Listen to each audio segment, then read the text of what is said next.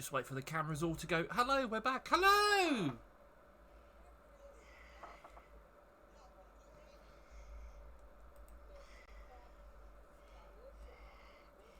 The quiz are back. Quiz are back. Quiz are back.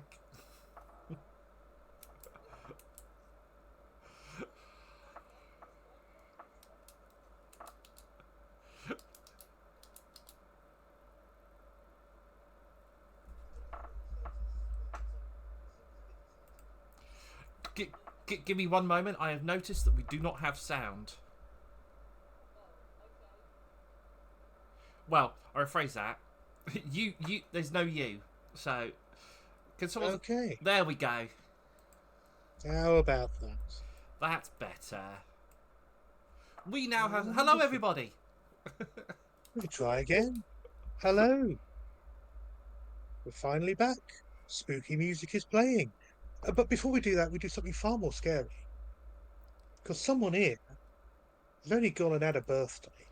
That's just rude. So I think it's only right that we start off with that most scary of introductions. And sing happy birthday to Mother Mafia. Oh, 1, 2, 3. Happy birthday to you. Happy birthday Happy and birthday stuff. to you. Happy birthday, dear John. Yeah. Happy birthday to you.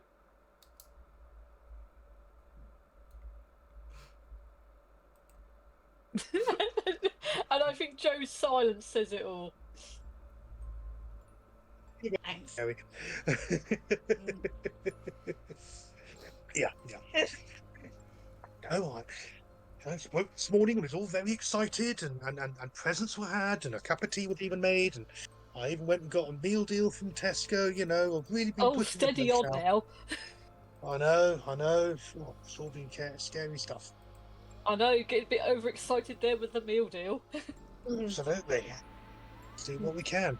So yes, Halloween, and I was thinking of doing a one-shot, but I thought, what's even scarier? The dials up on your actual characters. So, let's see what happens. Last we've left you, you were resting up. As you see on the map, there is obviously this sort of little bubble space that has been made. You have Fernley, the satyr who has been basically sort of rescued you. You have Tanklefinger, who's very excited to have you all back, and he hasn't stopped chattering for the best part of 2.5 weeks. So you've got a bit of downtime. Are there any preparations, things you would like to have been doing during this sort of semi-timeless 2.5 weeks of recovering and sleeping and occasionally looking out and even occasionally going up the stairs and having a look? You can even have had a snowball fight out in the wilds if you like. It's a reasonably quiet area. But anything in terms of preparations, or has it just been mostly sort of biding your time and trying to think and plan? I think for the Okay. we'll start that again. I think for there was too many like at the same time. I think for Valenia it's going to be a lot of rest and relaxation. A lot like she's going to be whittling bits of bone and that she's found in the snow and that sort of thing. Yeah. Sorry, would have taken at least one opportunity to lob a snowball at Valenia. Valenia would have lobbed a load back as well. Yeah. Because shits and giggles. Yeah. You know, the area that you've that you've got here. I can't remember if I've actually made. I think I made this so you could see what's outside, didn't I?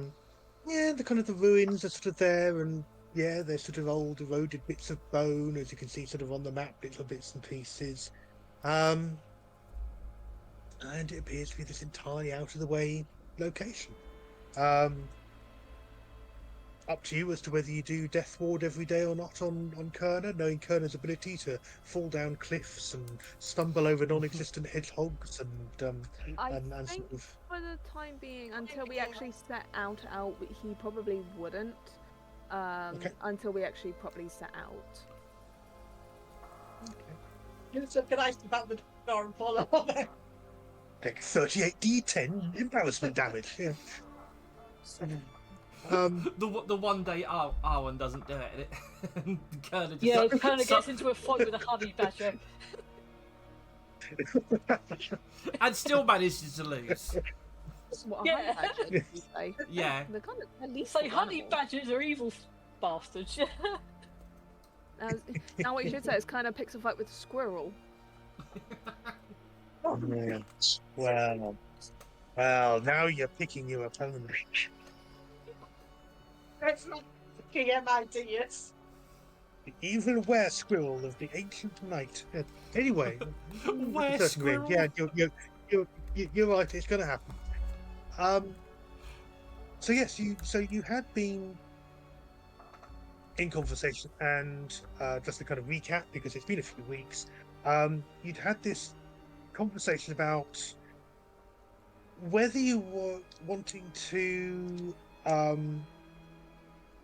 carry on investigating and looking for possible things, or actually go make your end run on the Winter's Night, now that some significant information had been revealed during your researches and things you'd picked up along the way and asking awkward questions of strange people, of which one of which is you have the true name now, the real name of the Winter's Night, Morton Blackhand, who had first showed up in your studies in the libraries as having been a bounty hunter who had visited the Amberhammer lands in pursuit of some elves, and who had a brutal history and who had disappeared in the mountains a few hundred years ago, and never been heard of again. And what now appears to have happened was that he made his way into the Feywilds in pursuit of his prey, and through some sort of showdown or something that happened, not only presumably managed to find the people that he was hunting, but got into a fight in the Winter's Court, where he, and you don't know all the details of how, but he took down the Queen of Air and Night's right-hand enforcer, the Old Knight. And in doing so, was bestowed with his power and his mantle and became the Winter's Knight. And was overcome by it and became this ravenous force that desires to see nothing more than the mortal world overrun by winter. And you've already fought back his last attempt to do so, in the way that he had brought the witches and the hags to organise that the trolls would begin to eat the spring, to eat the summer, so that there'd be nothing to replace the winter when it came. I misheard that as to eat the summer. Well, yeah, same thing. The things that really made a difference were severalfold. The increase in power of the Mark of Death that Kerner has developed upon their body, which allows them to talk to the living and the dead, and including the undead, which gives some interesting wrinkles. And the location of his grave, being that with that ability to talk to the dead, that you could remind the Winter's Night of his mortality, and in that process strip away some of the power that would be otherwise overwhelming, give you a decent chance. It would also allow you to summon him. Now, the important thing is that for ages you've been running on the assumption that fairies operate in the same way that other planar creatures, demons and devils do, that to permanently kill them you have to do it on their home plane. Your research has shown that this is not the case. In fact, if you kill a fairy in fairy, they'll probably come back because they are stories, and stories can't die. they can be changed as the winter's night shows. But to kill a fairy, you have to bring it into the real world. And that's your secret weapon now, that you have the ability to do that. But first, you need to get to the hidden valley in the Amber Hammerlands. And to do that requires, well, either a long and arduous trek up and down stories and through dales and hills, or you could enter back into the undercrops and fight your way back through Ilmarrow, or, as Fernley says, there's someone who could help provide a shortcut. That, well, it wouldn't be easy.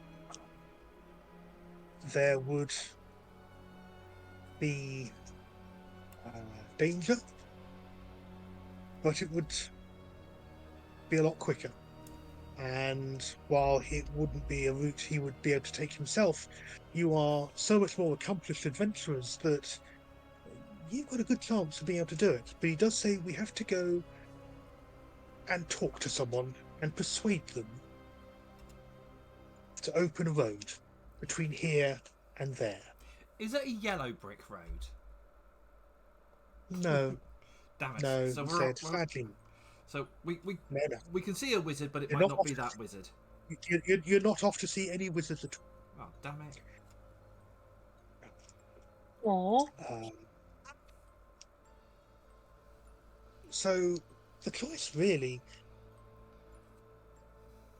is what route you want to take. I look at Fernley and go, when you say this other road is dangerous but quicker, what do you mean by dangerous and dangers? Well, pretty much any route we take, there are going to be things and people trying to kill us. Yes. To be fair, I'm used to it at this point. But it's a case of, is it as bad as dealing with the hordes of dead, or is it going to be an ogre giant situation? I don't know. It's the honest answer. Because I don't know the direct route, but I know someone who can find us one. Right. But I thought you... So you're going to come with us to find... Oh, yeah, come. Right. I know a route. I know the long way round. And I can do that long way round, and it'll bring us out in your world, but it won't be necessarily close to where you need to be. You then need to travel through your own world as well.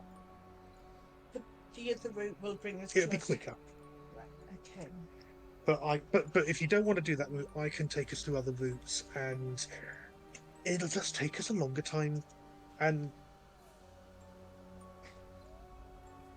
yeah, it's, you know, whether you want to get there before it's the dead of winter, or whether we don't know, is the honest answer. I'm instructed to help you get to where you need to be, but you guys are much more experienced at these sorts of things, and it's, you know, it's your mission. So if you want to go a longer and slower, easier route, I can take us that way, or we can go talk to the person that I know and convince her to open us a route. I think we need to take the quicker route. I'm glad I'm not the only one that was thinking that, because last we knew we were running out of time. Yeah, and I just want to get this out of the way at this point. And we don't know how much time has passed in the time we've been here. It's almost permanently... Is it almost permanently dusk here, isn't it? Yeah. Yeah, you are here on the Fringes? verges of the Winter Court lands. So you're just saying, you can either, furnish. Well, we've got several ways we can go. We could travel deeper into winter. We can travel and hunt down. Well, we could make our way all the way to the court and try and demand a we could fight a duel. We could travel further into summer and spring and try and find a way through from there. We can retrace the steps that we took to get from your home in Windhaven, Fairhaven. Sorry, I don't know why I keep calling it Windhaven. It's Fairhaven. I don't know. Or this more direct route. I think we put it to the vote, Valenia. If we all agree with the short route, go yay. Otherwise, go no. Yes, let's do this. Okay. Those that want to take the longer, possibly safer route, say yay.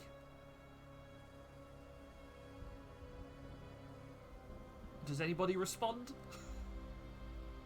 Cole sort of begins to sort of do a and then gets kicked in the shins by Hope.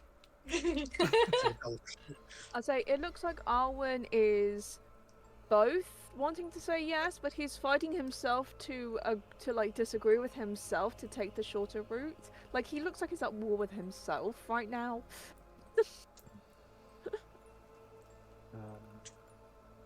Tangerfinger goes, I'll be away from home, but with you guys. So, that'll be far better, and I don't mind where we go as long as I'm with you, Doc, because you're my family, and I like you, and we can always go back home later, and I can introduce you, as long as the house hasn't walked up, that's me.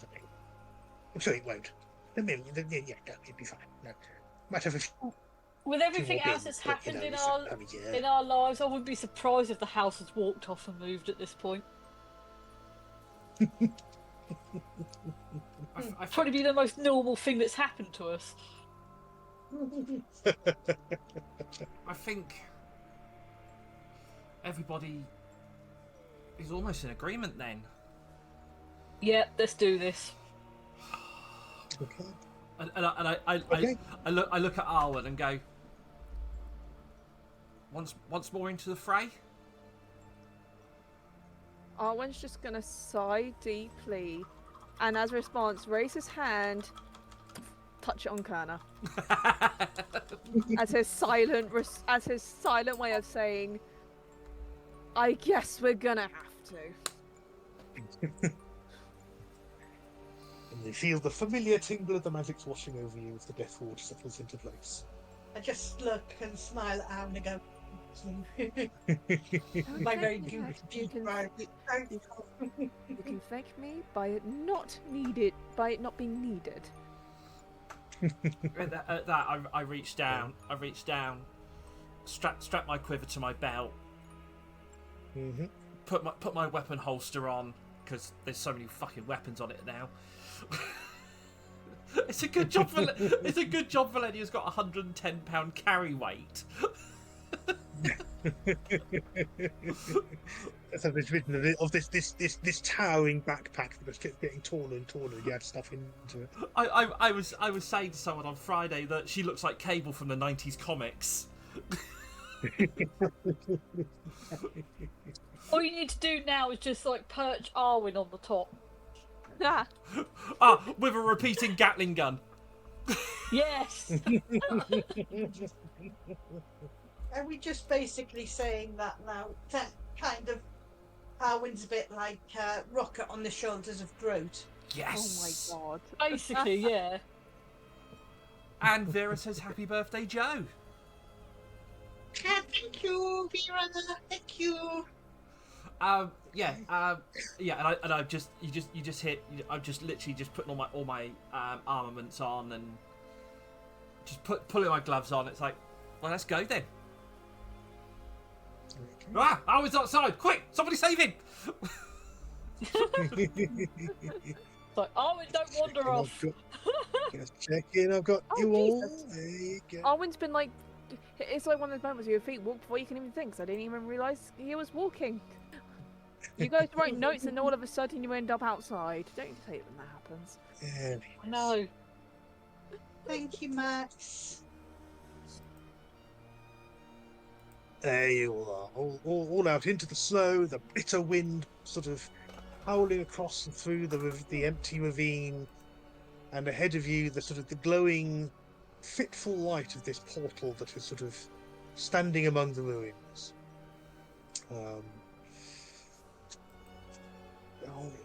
Fernley sort of saying,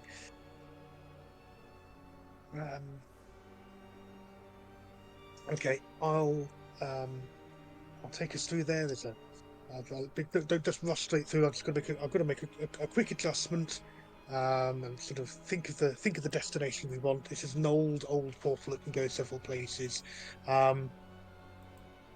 Where we're going to is nearer summer, so it's going to be a lot warmer. It's probably going to be quite soggy underfoot as well, so don't be surprised if we land in a puddle or something. At that, Okay. At that, Valenia takes her big coat off, and just puts it over her arm for the time being. Yeah, that's all sensible. With thought of potentially landing in a puddle, can Kerna produce their wings? Mm-hmm. They'll still technically be walking, but it's just if they land in a puddle, they can fly up without too many problems. Okay, that's fair enough. Let me just check one thing on the thing.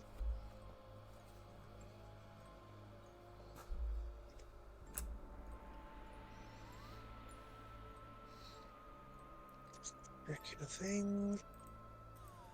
It's always some sort. Yep, that should be right. So Fernley approaches and sort of touches sort of the the stonework of this portal, which sort of emanates this gentle sort of white light, and he produces a small token from within a pouch, which looks like a sprig of mistletoe, and he just puts it onto a like a small sort of small shelf just to the left of the opening itself, and it sort of shimmers, and the portal itself begins to ripple. This kind of the film of the sort of the portal's entrance itself, and takes on a greener hue. And he says, I'll follow you through, because I'll grab the twig on the way through. Who's first? I step through. Okay, and Hope and Cole go straight through after. Tanglefinger sort of leaps through on Cole's shoulder. All following on through? Yeah, I'll go through last. Okay, well, last with Fernley as he sort of retrieves the mistletoe and steps through. Okay. And your new map should just be appearing. Oh, there we are, in the top corner. Yep. Blah. Oh. Oh, that's a lot. I mixed up my left and right. So this this sort of structure here is the portal that you've entered through, heading southward. And yes, the ground is soggy, swampy. You're sort of in this kind of ruined, tumble down area. There's sort of the remains of a tower just over over there. You can see sort of an entrance there, and an opening off over there into the wider area. The walls themselves aren't particularly tall, and over the sort of the top of the walls, you can just make out a a thatched roof, maybe some sort of building about 30-40 foot away. You reckon it's probably about a sort of 50 foot sort of swamp hut type thing. But yes, the portal fades away, the sort of the effect disappears, and you are here. The air is warmer. You are still definitely in fairy. The sky is kind of shimmering all sorts of colours. There are various sort of fireflies and sort of glittery sort of insects shimmering and floating. You can hear the croaking of bullfrogs. You can hear various things splashing. There's little sort of flickers. There's small fish, kind of minnows, sort of dart and flicker away from you as you're kind of wading into the water. And Fernie says, "We need to go up this way. Carry on round." Okay, I'm gonna follow. And he steps through into the wider area. Is this sort of like mid-ankle, like mid-calf? Yeah, it's sort of ankle height for most people. So What about yeah, for me? a little over. Well, for you again, a little over ankle height. Sort of maybe sort of bottom of the calves. But it's not particularly deep. It's all sort of it's kind of deep, shallow stream, shallow puddle stuff. It's kind of swamp water, but as you can see, it's reasonably clear as kind of water goes. There is a current. Oops, wrong one. Yeah, I was gonna say because I'm like 3'2", so what's people's calves is like I probably come up to most people's like waist. No, not quite that far. No. Cool. So Yeah. it's like knee height for me, is it, or like something like that? No. I'd just say on you, it's the bottom of the calves. Everyone else is around ankle. Cool. Right. It's wait. Where's the But calves? Calf is the lower half flowing of your water. leg. Oh, okay. Thank you. Yeah. I don't know anatomy. Valenia's gonna get her bow out just as a precaution. She doesn't know this area, and with recent goings on, she's just a bit cautious. And I'm just above the water level, just floating, so I'm not having to traipse through the sewage water. Okay. I was just gonna look at Kana. It's like, go off. There's a I'll say there is sort of early evening here. Sort of it's that sort of dusk, but it's sort of early dusk, so it's a lot brighter than it has been. You can see lots of things floating around. There is light coming from within the windows. You can't see any detail of what's in there, but there's definitely someone moving around. You can sort of see the flicker and sort of movement of shadow of someone inside. There's smoke coming out from the chimney. What are you doing? And Fernley, is there anything you can tell us about the occupant of where we're heading? You know, should we be aware of anything, or?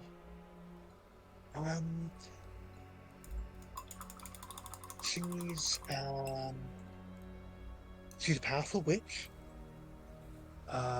She is to be respected. She's a bit crotchety.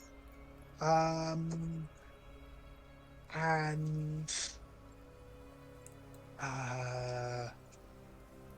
well, she'll either help us or she'll eat us.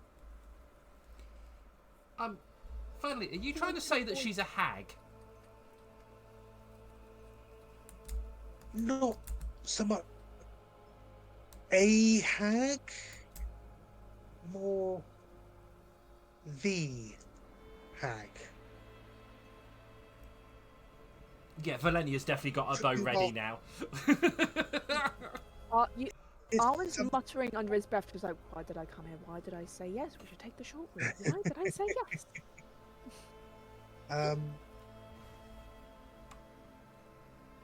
I mean, she's been here a while. moves around quite a bit, but she's been here a while, which is how I knew to come here. And usually while she's in this neck of the woods, she's usually in a fairly good mood. So, you know, I'll probably be fine. Just, you know. What I'm hearing, Fernley... We just ask nicely. At which point, Kernahe is in a fairly good mood. With a good one, Fernley. Good fun, mate. Oh. Yeah. Okay. Well, she's not affiliated with either court. That's the point I'm trying to make. She, So she's our best bet. You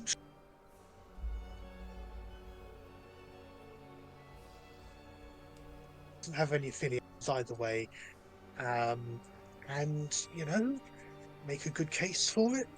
And I mean, I do hear a rumor that she wouldn't be too upset about putting one over on the Queen every now and then. So just to keep her in her place might be your angle. Okay. Yeah, I sort of come down next to Fernley and I as we're walking, I'm sort of scoping the area as well, just in case. Okay. Get to about there, and window flies open, and you hear a voice shouting, "Your way! Not taking visitors!"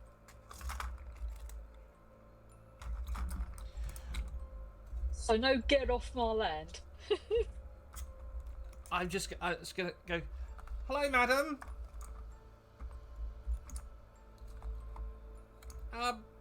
We've come seeking your help." You still seem to be here. What did you not hear the first time? No, we're hard of hearing. We don't listen very well.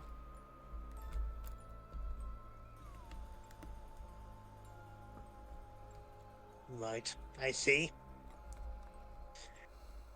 Can you hear her sort of utter something in a sort of curse under her breath of some description? What do you want? Fernley here said that you might be able to help us.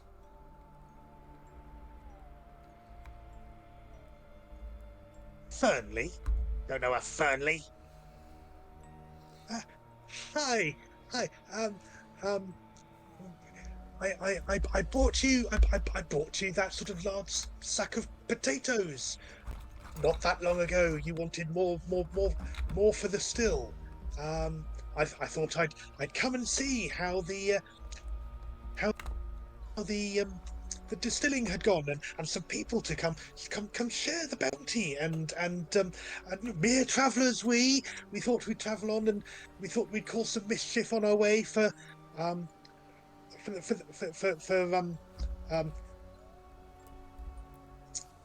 route of the Winter Court, and you might be able to help us find a shortcut. For fuck's sake. Why do you think I'm going to share my vodka with you? God's sake. Boys, get 'em!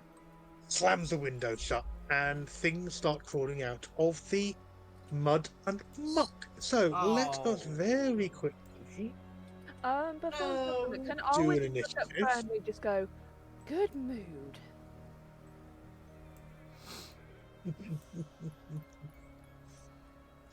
If that's a good mood, I'd hate to see her when she's really pissy.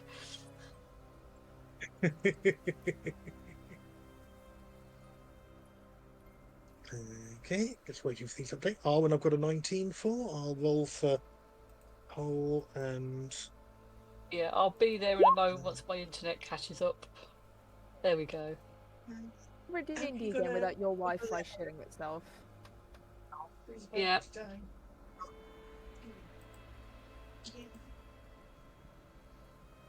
12 and 16. Well, I've pressed mine, so it should be coming through soon. Okay. Yeah, let's come through the 19 for you. And wow, you're all doing really, really well. Okay. Right, well, in that case, let me just get the creatures onto the right layer. And then I'll describe what you can see. They sort of look like this sort of mix of toad and sort of large bipedal toad creatures, big broad mouths with sharp rows of teeth in them. And I'm just quickly finding them all to get them to the right layer. There they are. Yeah, literally just rising out of the swamp waters.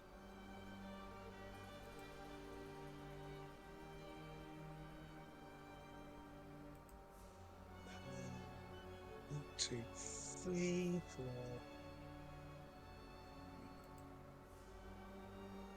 And that 2, 5. That should be all of them. 1, 2, 3, 4, 5. Should be one more. Very easy on the map. 1, 2, 3, 4, 5. 2, 3, yeah, 4. Okay, we'll do this the hard way. Copy. And we'll put in there. 6. Let me just find a proper description for you. 4, 5. I see 5. There should be 6. There's probably one behind the building. So they are sort of this sort of bipedal toad is the best description. They sort of seem to be a mix of flesh and the shadows moving shiftily around it,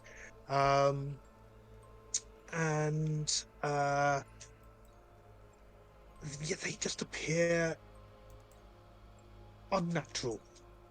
Like they're kind of assembled from cast-offs and there's just something about them that's just inherently icky about how they look. There's no other word to describe it. However, Arwen, on a 19, you're going first. Oh, yay. What I'm do is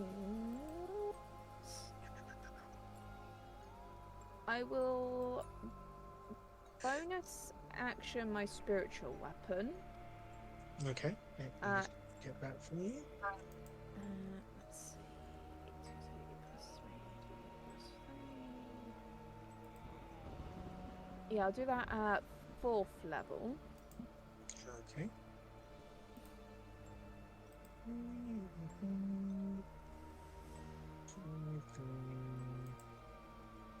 Sword, scythe, glaive.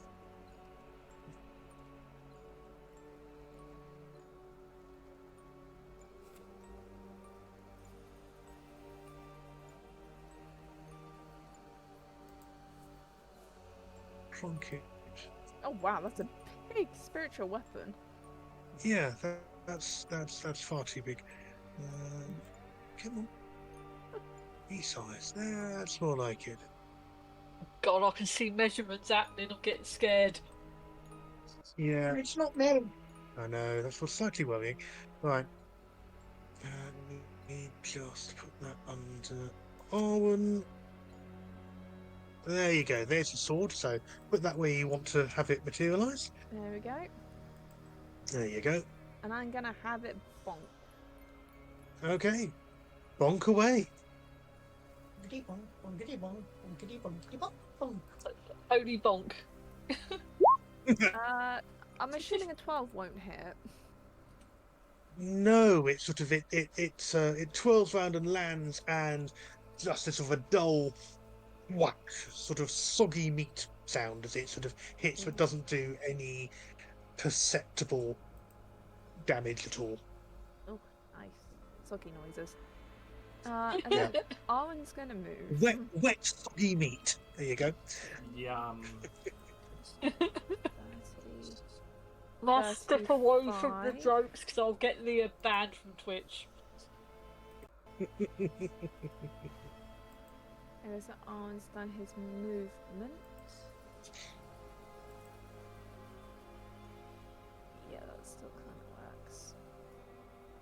And then... Wind runs at the frog thing and does the spear. And then he is going to...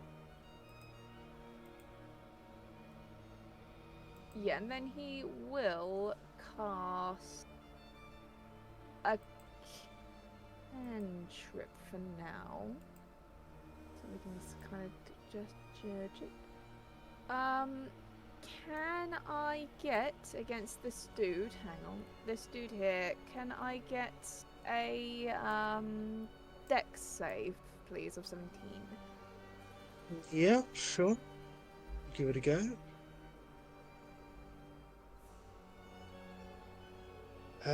Well, he's rolled a 6, so I don't know what your target was, but that's probably a fail.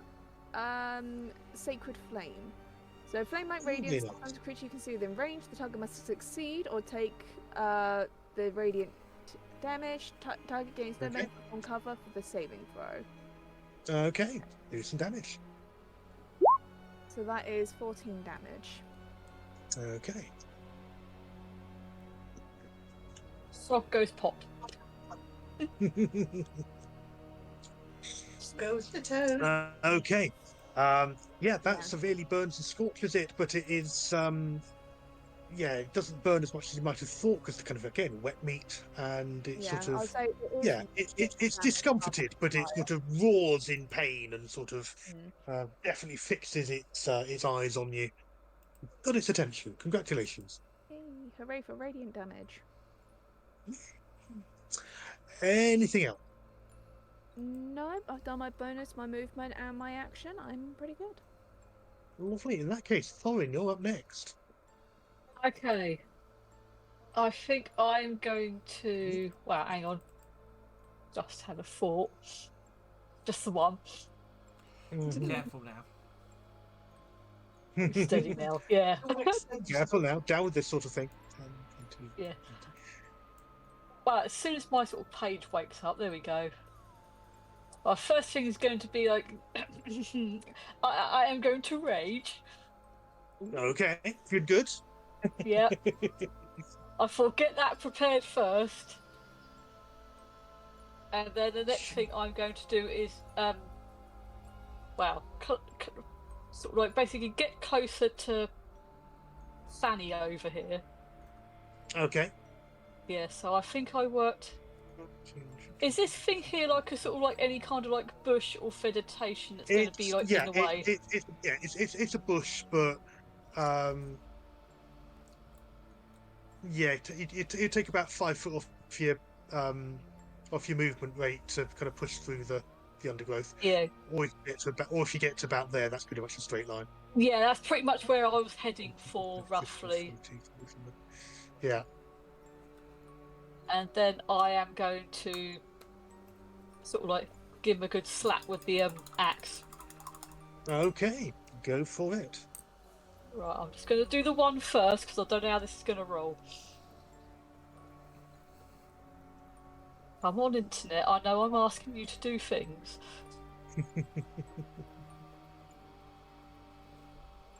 There we go.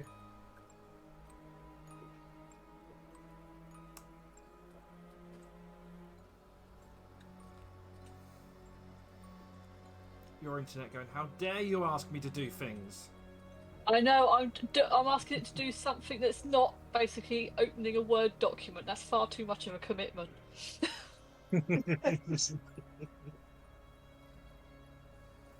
Oh, hang on, we're doing a thing. Oh, I'll take it, that's not a bad roll.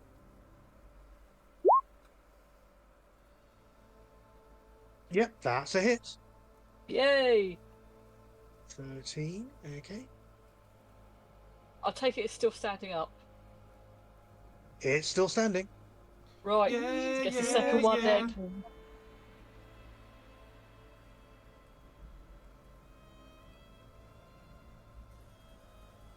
Steady on now, internet, putting that through straight away.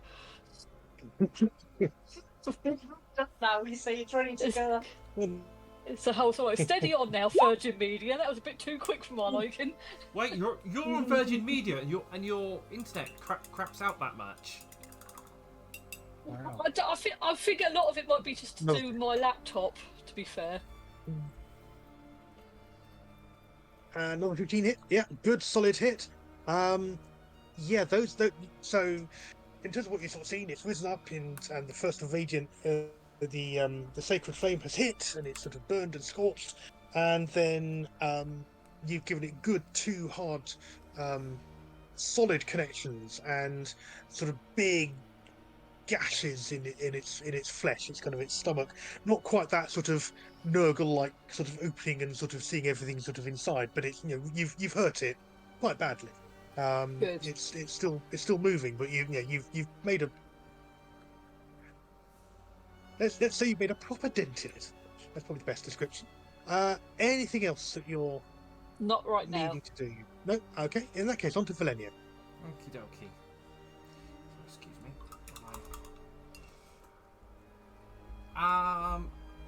Well, I can see foreign laying into that one, and I'm going to go after this one down the bottom. Okay. Oh, well, the one not quite down the bottom, but in the water by the dock. And Okay. I'm gonna use my trusty bow. No, it's still on radiant damage, because why not? Mm-hmm. That's a 23. Is a hit. And we go. Are you talking about the one That down here, this one, yeah. or the one? No, Yeah. this one. Okay, that one there. Okay. 14 points of damage. Okay. Let's have number D. And then I'm going to do the second one.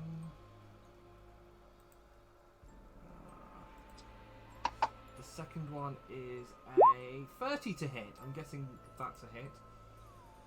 Oh yeah, that's definitely a hit. And then that is 25 points of damage. Oh, very nice. And That roars this sort of croaking sort of, and sort of in sort of disbelief, sort of the arrows sort of just land so solidly, sort of almost up to sort of their fletchings in the kind of the blubber and mass of it. okay, and then I'm going to that'll be it for now. No bonus actions at the moment. Okay. Yeah, no. Any movement? Anything else? No, I'm going to stay there. I'm in quite a. Might move to just by the trees. Yeah. Okay. Right. So, it. I don't know if you've got it hidden, but I can't see the turn master thing on my screen.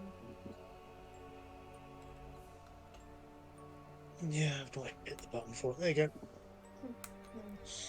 It's a weird one. It either appears automatically or it goes, I'll think about this one. Yeah. Okay. So first thing it does, it looks at Arwen, and this is the one that you've been thinking, and opens its mouth really, really widely, and its tongue lashes out towards it.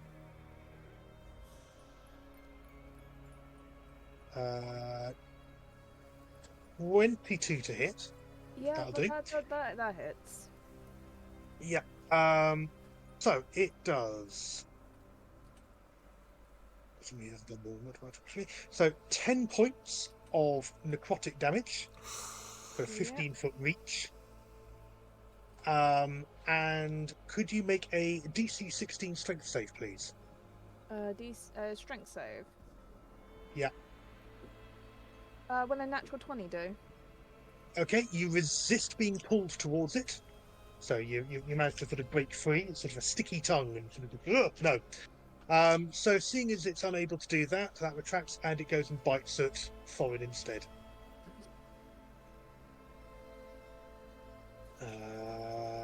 A 24 to hit, so that's a hit. Ow. Yeah. And it does.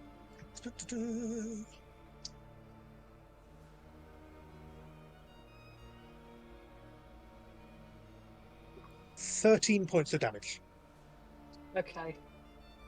Could you also make a strength save, DC 16? I will do in a moment once I've done this. And then strength save.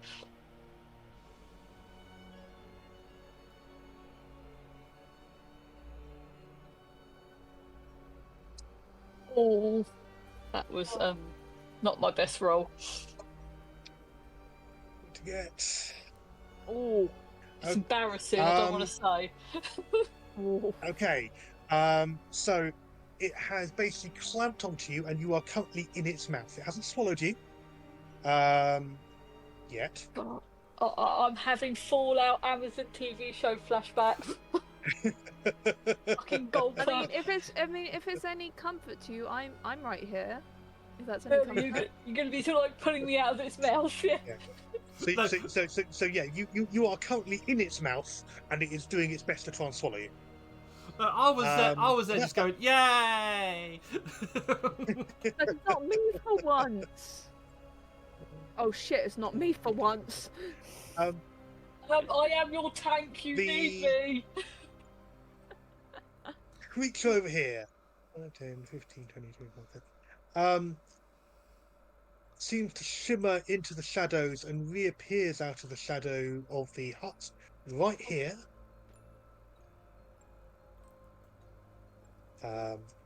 And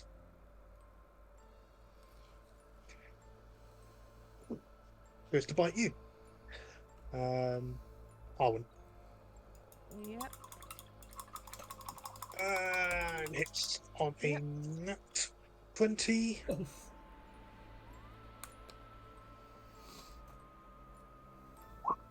some reason, it has not calculated the bite automatically.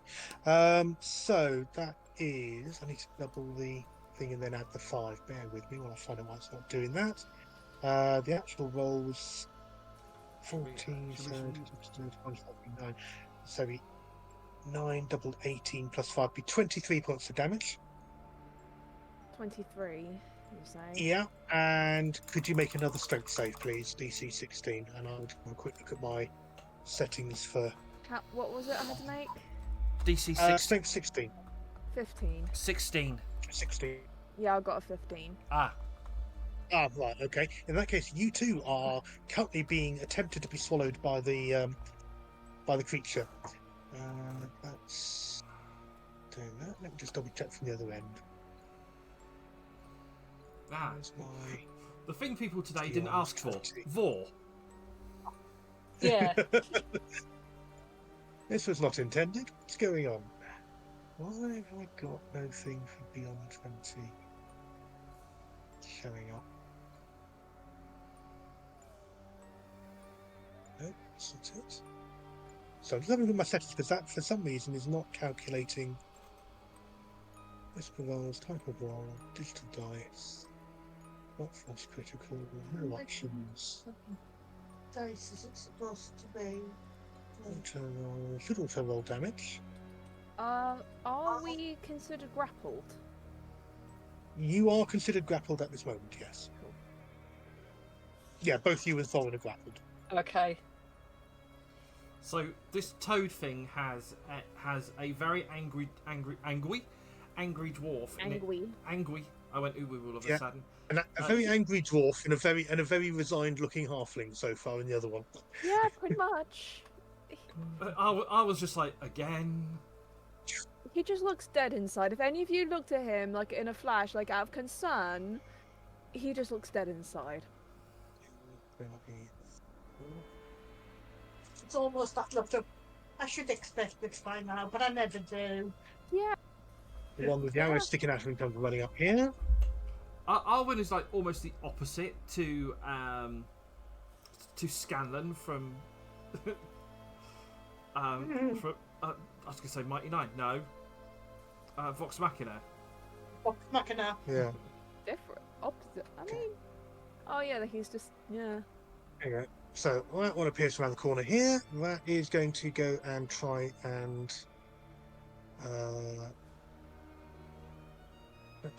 Fernley. That's definitely a hit. Why are you not auto rolling? I had to click I on. I had don't to know. click on mine Yeah. mainly because I think they've changed the API settings. Yeah, it's obviously having a bit of a hiccup with mine. That's fine. I'll manually roll and calculate. Not the end of the day. Does 10 points of damage to him, and he needs to make a DC. Needs to make a save. He is pulled from where he is down next to Jesus. Banterhob, which attempts to eat him as well. Let's just see if it actually hits.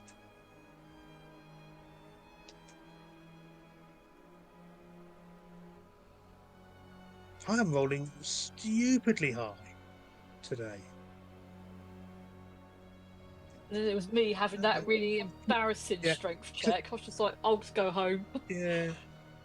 Clicking on the thing is not making things happen for me. I'll have a look at that in a bit when it's quieter.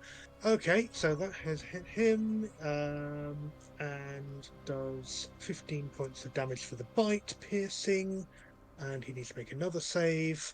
And he is not grappled. He's managing to kind of fight off the attempt to swallow him. So he is not grappled at the moment. He says, double checking against the tongue. No, he's not grappled by the tongue. He is, and he's managed to fight off the bite. So that is fine. That has moved. 5, 10, 15. Going to dash to bring it up to here, and this one is also going to dash to bring itself up to here, and that one has shadow moved, and then 5, 10, 15, 20. Is sort of something clambering on top of the boat over there. That is those creatures. Let me just bump, bump, bump, bump, bump, bump. Kerner, Right. your turn. Because I've got my wings out, Mm-hmm. Yep. I'm gonna. Oi, oi. I'm gonna. I can't say what I was going to say now because it's completely Yeah, stop being a teenage boy. I just love the oi oi. Churn is going to fly 15 foot in the air Okay. and is then going to cast Chaos Bolt initially on this one. Okay. At level 2, I think. Okay.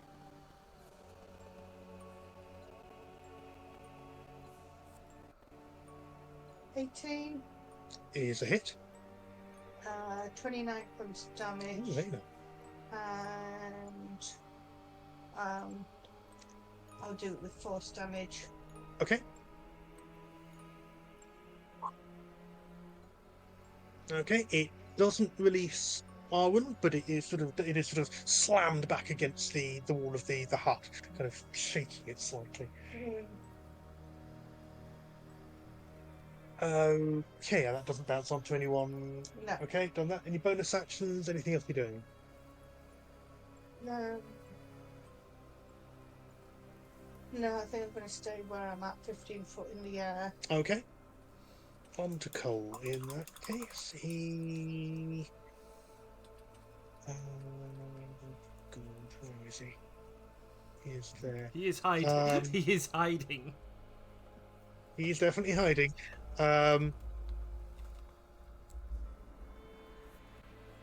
Hide. Takes a shot at this one here that's closing on where Kerner is. With a Elmo's World. his actions. One attack. Let's make it a bit more Actually, he's going to cast a Melf's Acid Arrow.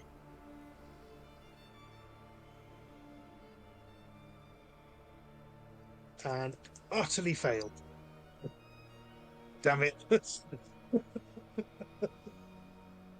Fine. You've been rolling good all the time, and then as soon as it comes to using a player character, oh, I see how it is. Yeah. Let's do When a you just TPK. It's when you look at it and think, This "Well, is the classic TPK before you even get anywhere near the actual main encounters. Right. Okay. So yes, so the Melf's Acid Arrow sort of flies across, hits and sort of dissipates, so like the acid just kind of rolling off its skin. So yeah, and hiding. Right. In that case, we want to hope. Let's move that on. And hope will. Thank God. Hope is going to get abducted by a random cult that is just passing by. yeah." Uh, I don't think that'd even surprise me anymore at this point. Be like, "Oh, okay." Hope pulls out the Wonder Magic Missiles and looks at. Jesus, that's fine. Fires at the one that is currently trying to swallow Arwen and basically uses all the charges at once. So that is slash R 10d. It's 10d4, isn't it? Yeah, 10d4 plus 4. No save, instant hit, 30 points of damage. As basically this hail of magic arrows come bursting out of it. So that is number B. Blowing huge holes in it. It's still standing, but it is staggering. It's sort of blood flowing freely, or into pooling around its feet and everything. Really quite a bad way. There's something along the lines of "Take that! You're no swallowing even on my watch." Something like that. Except not quite so rough, deep voice. Owen, your turn. You are grappled. So bonus action spiritual weapon. Since Arwen's a bit occupied, the spiritual weapon's gonna have to try and help Thorin in his stead, because now become a bit preoccupied. So the spiritual weapon's gonna have to make up for it. Yeah. Kind of like try and like saw away at the tongue. Well, not saw away, Go but like for it. bonk the tongue, like sort of. Well, this is it. You're not caught in the tongue. You're actually in its mouth. Okay. So the spiritual weapon would be like bonking, like I don't know, like goes back or something. You know, like with a baby, like to get it, like to, like when a baby's Okay. eating something it shouldn't. Imagine that. Right, But with a so- spiritual weapon. Okay. So that's bonking the one that is currently trying to swallow Thorin. Yeah. So Okay. it's a 27 hit. is definitely a hit. Yeah. And that will be 13 damage. Nice. It's definitely a crack across the back of the skull, sort of thing. It also is looking somewhat ropey and sort of disorientated. One of its eyes sort of bulging rather dangerously, sort of looking like it's got indigestion. Well, sort of indigestion. It's also foreign. It's sort of just busy. It's literally trying to swallow him. If you've ever seen footage of a pelican trying to swallow something that is desperately fighting its way out, that's sort of what's happening with these two creatures. With Arwen and Thorin, you're literally sort of trying to fight your way out of the mouths of these things at the moment. So a bit like okay, that footage I saw of the pelican with the pigeon. Yes, very much so. So as you're grappled, you are you are effectively restrained at the moment. So you can't move, but you can still attack, just with disadvantage. Yeah. I was going to say, because I think restrained is like I can't move, I can't attack. No, you can attack. You can attack, Yeah, I know. That's why I just but got it's a bit with confused. I know. disadvantage. I know. I think because when you compared it to restrained, that's what confused me. When you compared it to being restrained. I will grab my mace to. Yeah. Actually. Okay. Actually, no. Because that's with disadvantage. What I will do, actually, no. Is. So. As I know that it's been hit by a myriad of things, I know I won't have to break out the big spells. I'm actually going to use another cantrip. Okay. Can I? What are you going with? Can I please get? Can I get? Your mum. I swear to fucking god. Too late me to get Why?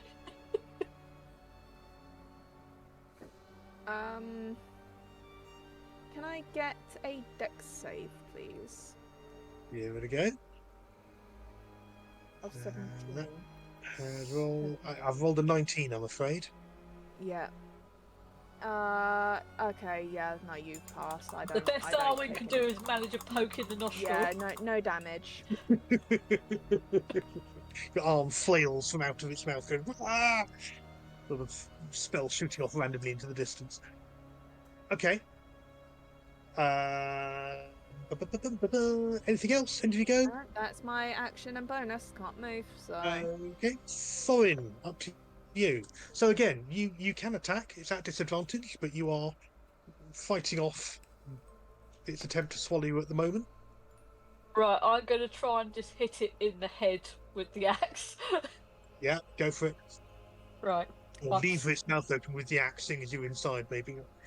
Yeah, well, you know what I mean. I'm going to try and hit it world's somehow. biggest key. Turn. Yeah. Oh, come on, internet. There we go. No, not give me that waiting. I need to do thing. There we go.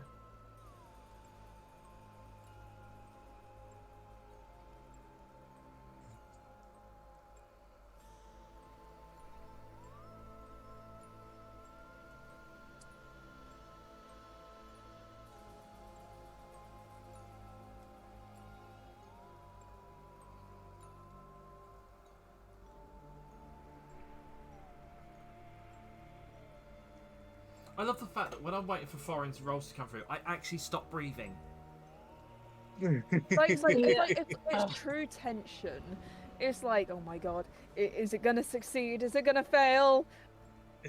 No, my internet's just taking its bloody time. It's like, come on, just give me the drop-down menu so I can put disadvantage. Thank you. There we go. Oh.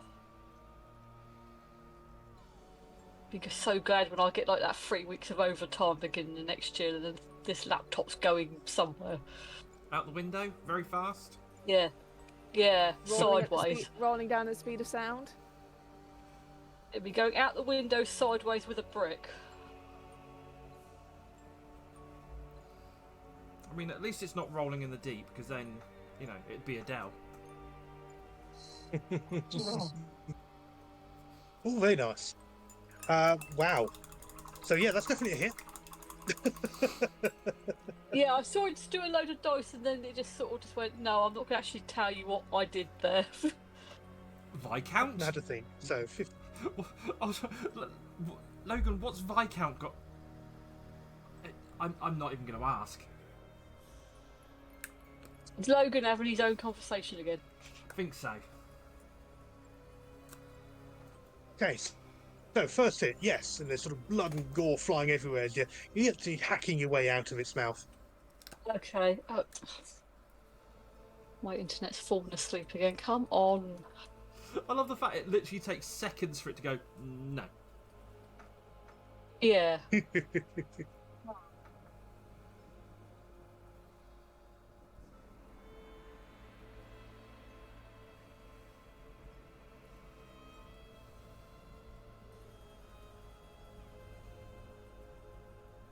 And there we go.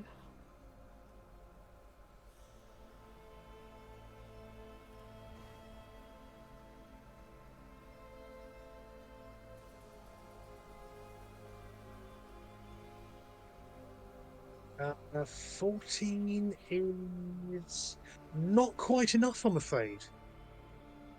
Thought as much. You kind of overextended in the fact it's you're being eaten. It's that sort of, you nearly, not quite. Okay. And if there's anything else you've No, got an so ability. I don't think I can do much else. Okay, in that case, Valenia, you are up next. So these two that are nearest you are looking pretty ropey. The one that is trying to eat Thorin's looking pretty poorly. Okay. The one that's trying to eat Thorin. It's sort of trying.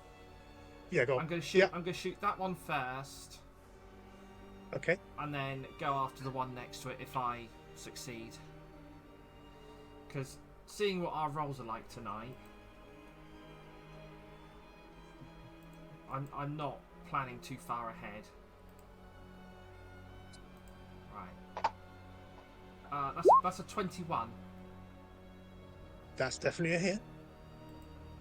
For 22 points of damage. How do you want to do it? Oh, I'm just shooting it in the throat. Okay, nice and simple. Down it goes. Half of a sort of like where Thorin could put his feet if he starts being swallowed, but also that looks like a pretty vital organ. Yep. Okay, it sort of falls, and as it falls open, sort of mouth sort of falls slightly open, and Thorin, you're able to kind of roll free with a sort of a minimum of effort, because suddenly all the muscles go slack and sort of basically sort of land splash through the water, which kind of sort of cleans off a lot of the gore and muck and sort of spittle and slime and everything else. So yay, you're free. Okay, that's your first one. And then the second one, I'm gonna one that's trying to swallow Arwen. Yep. Straight in the back of the head. And oh jeez, that's a 34. Definitely a hit. 18 points of damage. Okay, that is a solid hit. But it is still just about there. Again, it's through the throat, trying to like get a leg thing for Arwen to try and stand on. And you see Arwen's legs like dangling out the mouth as it's like spit up a little bit, yeah. like when the wind gets knocked out of your lungs, yeah. Just like and like Arwen's legs are like dangling out, like kicking like weakly, and, like the back like its lips. Do you know what I've got visions of? I've got visions of Arwen looking like Audrey when Audrey 2 was trying to eat Audrey. Yes, that's exactly what I had in mind. Wonderful. And that's me. That's me done. That's you done. Okay, no movement, nothing else. No. Right. The Hobbs. The first one is dead. The second one that is trying to eat Arwen goes for the swallow.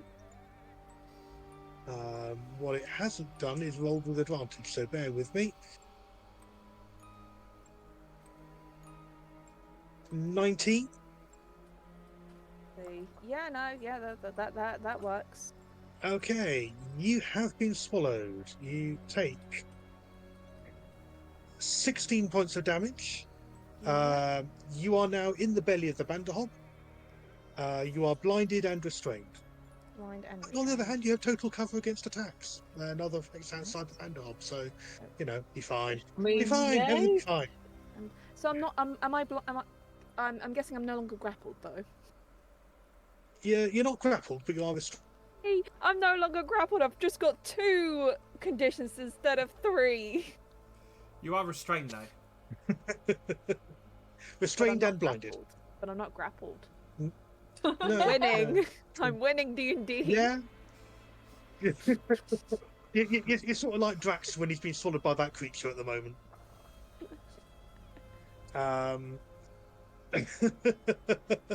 So yes, it's a very deep burr as it sort of, as you see Arwen's legs disappearing into its mouth. You sort of literally see the bulge inside the stomach. It's sort of definitely still fighting, but it's sort of looking very happy and pleased with itself. Right. A, B, C is this one down here. Which is bounding over towards Valenia. Yay, friends!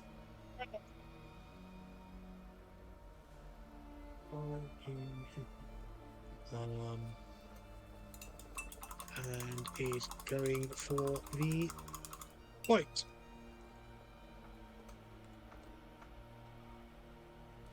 And totally misses. So that's a relief. Now it's rolling the things that it needed to. Interesting. Maybe it was just having a moment. It could be. I also had coal open through another way, so I'm wondering if that.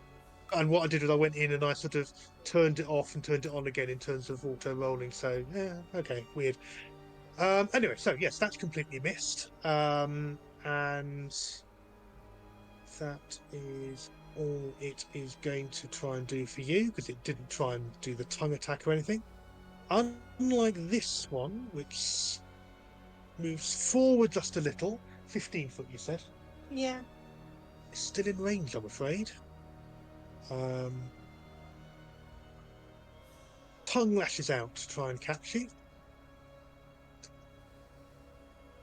A 20. I'm gonna stick up my shield. Okay, shield flashes up, and the sort of the tongue at the last minute sort of just literally bounces off the kind of the sparkle of the shield as it sort of as you flash that up. I just got this roars image. of frustration. I just got this image. You know that sound when when a dog hits a double a double glazed window. Like, dong. Yeah, yeah, very much so. Okay, that's that one.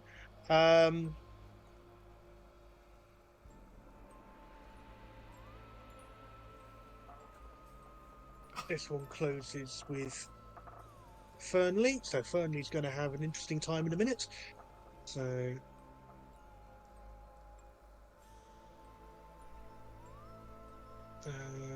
that is a hit. 11 points of damage. Needs to make a save.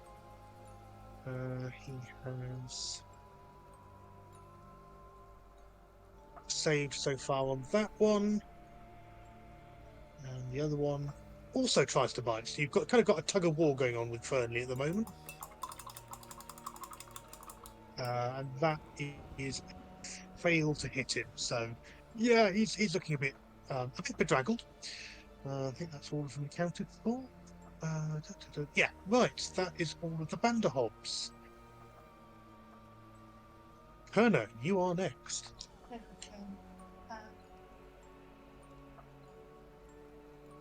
I am going to Chaos Ward on this one here that I'm thinking. Okay.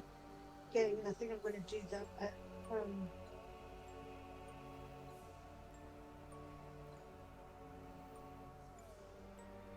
second level. Okay.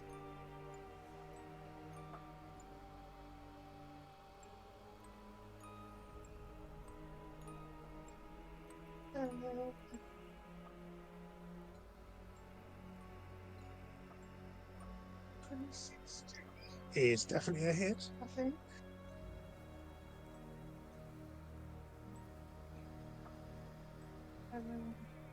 You said they had poison, didn't you?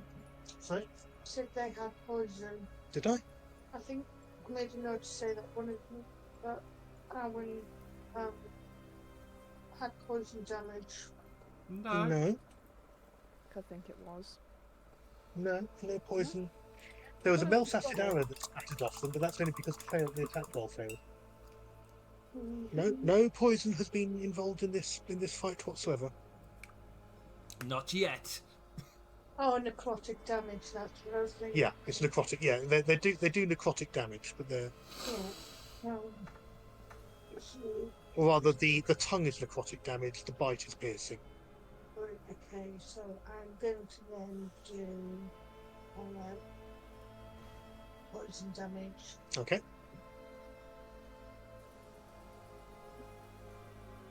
No, damage. 20, see? So, Yeah. 26 to hit, 20 damage. Okay. That one. Okay. Okay. That scorches and blackens the sort of flesh. But it is still going. What else are you doing? I think I'm going for bonus action. Mm-hmm. Just to look at actions. Bonus. Yeah, 2 weapon fighting. Mm-hmm. So what I'm going to try and do is throw the stick Mm-hmm. Yeah, At- just throw your dagger. at the one that's eaten Arwen Okay. and aim for its head. Okay. Let me just check that. 10, for 15. it. Yeah, it's 20 foot away, so you should be okay. Yeah, just. Right, okay. No, 10. Okay. No. Hammer. The dagger bounces off, and then reappears in your hand. Yeah. Okay. That case, nothing else. Then we're on to Cole. And he decides he's going to take a shot with his bow. And that's. Where is he?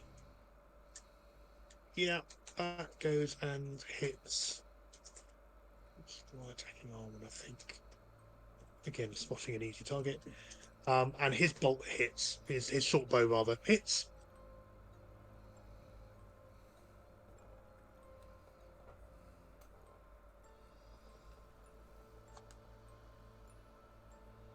That into the ground and hope. What spells Hope's got that could be useful.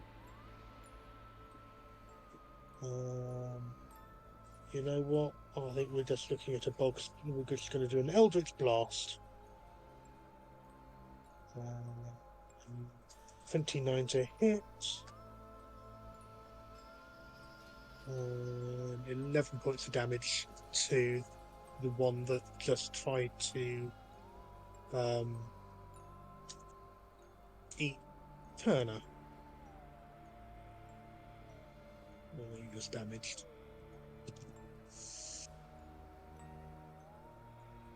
Okay. At that point, the window slams back open. For God's sake, all this noise! Right, fine. Make your point. You might be tough enough after all. Bugger off, you lot. Snaps her fingers and all the creatures melt. Literally just fall apart. Better come on round, I'll put the kettle on. And slams the window shut again.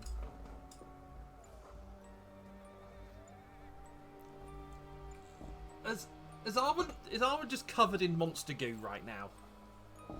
Yeah, Probably. yeah. You and Fawn both. I mean, some of it's kind of washed off with the sort of the swamp water that you've kind of been regurgitated into. But yeah.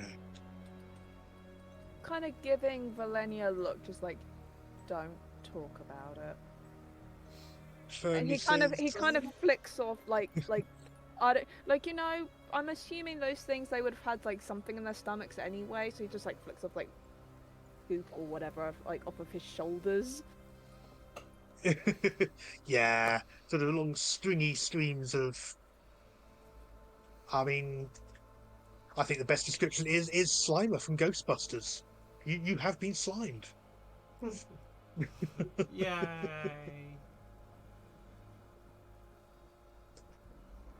I'm gonna head down the outside of down to the jetty.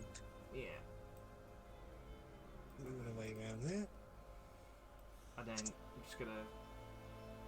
Hi.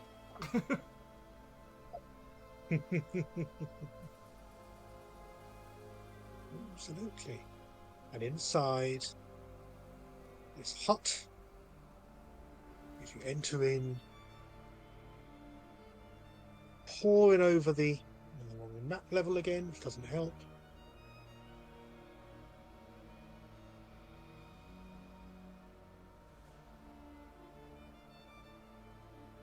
There we go. The large, stooped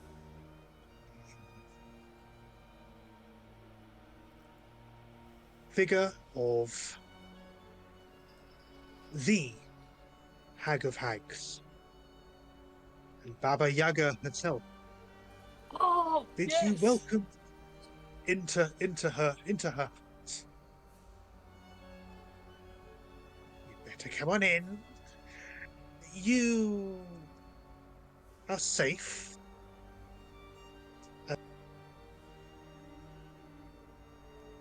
While you are here. Come on in. And that, I think, is where we stop for bio break. I think that's a good idea. On that note, I think everybody that is watching, go and have a wee. And Yeah. go Stick the kettle on. and Anything grab else yourself you a need to drink and stick the kettle on and all the rest of it. And we'll be back in a short moment. do?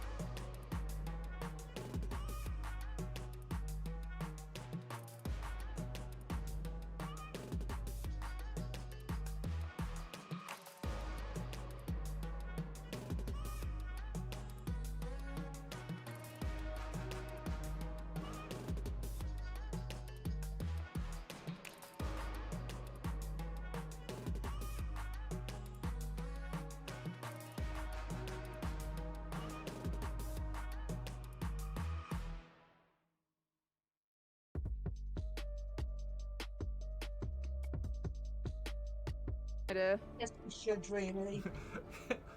and it's all loading. Oh, The enthusiasm. any minute. I'm going to have to refresh this, aren't I? Probably. We are slowly reappearing, people. Please bear with us. Right, there's a Tim. But I don't want to. We're coming back. We want the world to know. There's a Moon. Yay. Yeah, they're stuck in the transporter buffer at the moment. And there's a Joe. Hey. And Bonnie was already here. There we go. Look at that. Yeah. And I've got to a point with what I was painting. It now needs to sort of sit there until it's dry. So I'm gonna have to go somewhere. You know what? Fuck it. I can stay there. Yes. And We are back, people. there we go. And yes, we are definitely back. Hello. Hello. Hi. Hello. So, to pick up, either those joining us afresh or who stayed with us, you are in this hut, in this swamp hut. The air is thick with smoke and steam from various cooking pots and various candles and sort of bowls of various things that are sort of producing all sorts of strange smokes. And the sort of the tall and looming figure of Baba Yaga herself. The witch of witches, the hag of hags. Gently bringing forward a tray lined with a row of cups and saucers and a very large kettle, from which she is currently pouring a dark and steaming set of mugs of tea. She looks at you all through her wizened and monstrous face. And despite the fact that she has promised you that no harm will come to you, I'm sure you've all got your own thoughts on quite what might be happening next. Well, you've got my attention. It's certainly noisy enough, and I think it's probably quicker to see what you want and see you on your way, rather than have my creatures keep attacking you. I was just having a lovely conversation. So, who are you?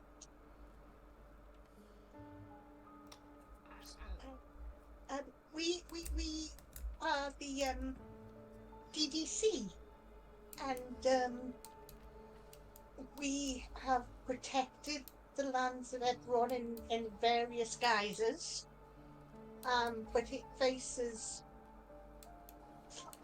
from the Winter Court, and we'd like to play some tricks on the Queen and the Winter's Night, and help restore some balance to things. Make an insight roll, please.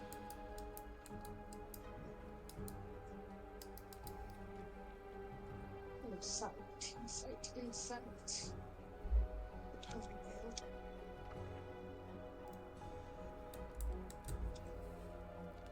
18. You notice her eyes widen when you mention the Winter's Night. Okay. What has that got to do with me?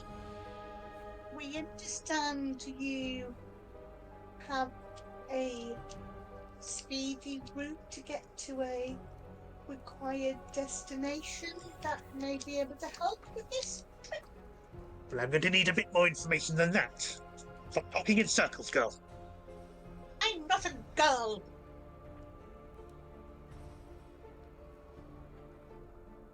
How old are you? 5. You're a girl. Where do you want to go? 5. I don't know. Where do you want to go? We want to go to where Fernie said to get the bones. So I'm like, on my brain's being a bit shit. Where are we going again? You want to find the location of The Hidden Valley. remember his name? I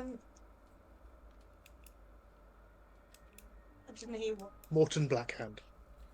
Yeah. Morton Blackhand. You say you know where the valley is, where his remains are. Where would that be? What lands are they in? They're in the human lands. Yes, a bit more detail than that, dearie. They're near the near the Amber Hold. At the Amber Hammer Hold. Well, isn't that a coincidence? I'm very wary of those things. I was just saying to my daughter how well she seems to have been doing. And funny thing, the coincidence is, because she's just asked me a favour as well. I turn and look and go, may I ask who your daughter is? You could ask. Anyway, she's recently got back together with her beau, and she also is looking for ways to deal with the winter's night. It could be a favour for a favour, I suppose, to help with that. You'll need something tied back to those lands to take you there. Have you got anything that is of those lands, that is tied to its history? I grab Warren and go, Just push forward forward. Oh, someone like, oi! give up in that way of being times because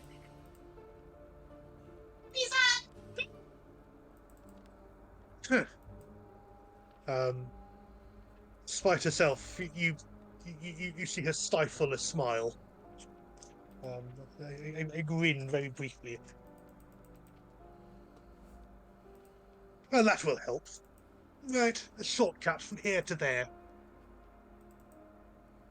You might stand a chance. If you want the most quick, most direct route, you'll have to go via the Crystal Lake. Very well. That I think I can help with. Now, what boon, what favour, what gift will you bring me in return for helping you on your way? We're hoping to reinstate the old winter's night and make Auntie in the Fields very happy. Oh, the old knight is already back up and running around on his feet. At which point we're kind of go, what? Oh, my daughter has been very enterprising. Yes. But that's a story for another time. Okay, well, what can we offer? Sage. Well, riches are not really my thing. I can have whatever I want. But, as he casts her eyes across you, your little familiar there could stay with me and help do the dishes and things. You hear a squeak from Tanglefinger. There's that definite flurry of activities. He climbs up your cloak and hides behind you. Nope, I don't want to go. I don't want to go. I don't want to go. Don't. I wouldn't say he's a familiar. He's a family member. Because Tanglefinger is not for sale or trade. For a gift to be meaningful, there has to be some sacrifice or cost associated with it. What do you suggest instead? Valenia steps forward and she goes, how about my firstborn?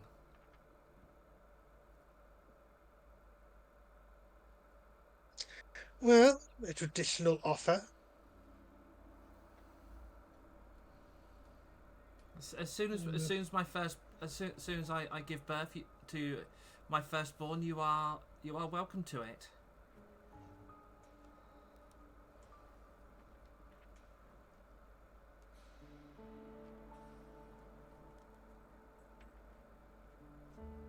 You and I both know the odds of that are somewhat slim, but never say never, and all that. I can work with that. A promise is a promise. The first thing born from you is mine. Give me your hand. In marriage. I reach Sorry, I have forward. to. She reaches out and sort of takes your hand, sort of grasps you by the wrist, turns your hand over so it's palm upward. Brings out reduces her long finger with a long, filthy nail. By this, the deal is struck. As she scratches the inside of your wrist. Deep, but no blood. It's just there for a moment and then disappears again. But you know that it's there, under the skin. Oh, just another scar. This is fine.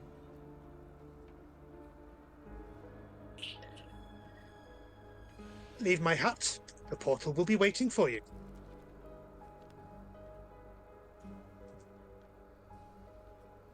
I've got something weird happening on my screen, which is not.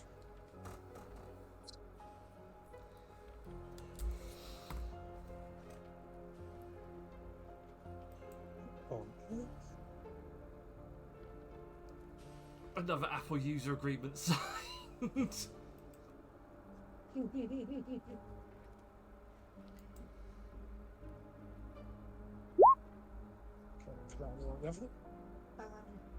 I kind of lean over to Valenia and go, do you realise what was just said was anything that was first born from you? Arwen just kind of nods as if he was about to say the exact same thing. She said first thing born from me. I'm suddenly a little bit worried. Oh, now you're worried. This will be fine, right? Let me just refresh my screen because an animation has crashed. Let's just try that.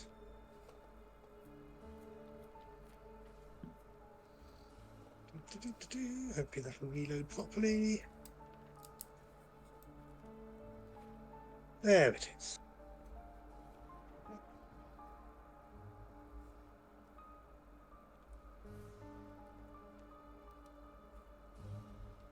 Yeah, there we go. And looking out the window, yes, there is a shimmering portal that has just appeared.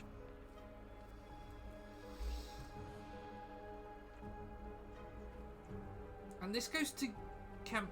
This goes to Crystal Lake, yes? Yes, there's a pathway that runs along it. A skirt around that. Don't tarry too long. And at the far end, you will find a portal of twisted oak. When you get there, touch the axe to it, and it will open another doorway for you. That will take you back to your homelands.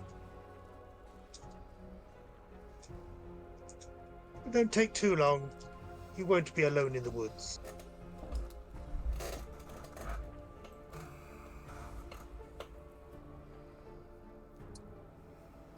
Right, I guess we better get a shifty on then. Yeah. Okay. Thank you again. Sorry, did you say your name was Baba Yaga?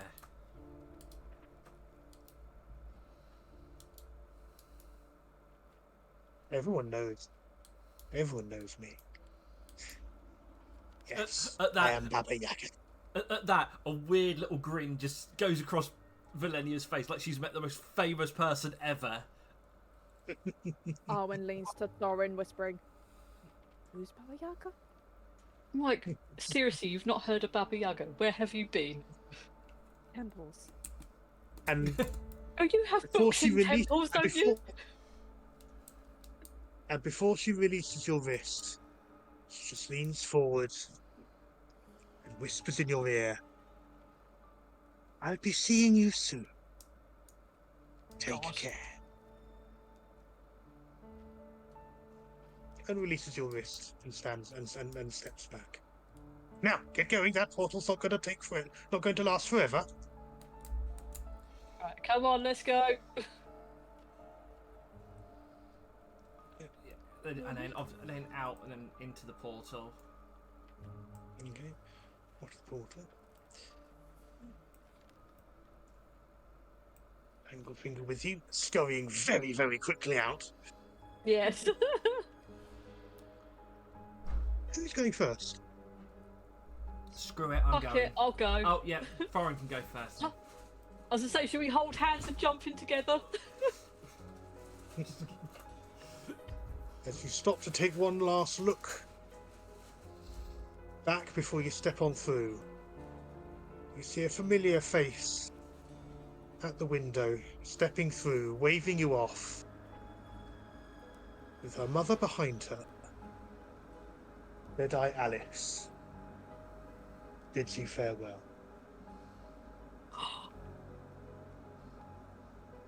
I just bye. I'd maybe do the whole sort of like salute as I'd step through.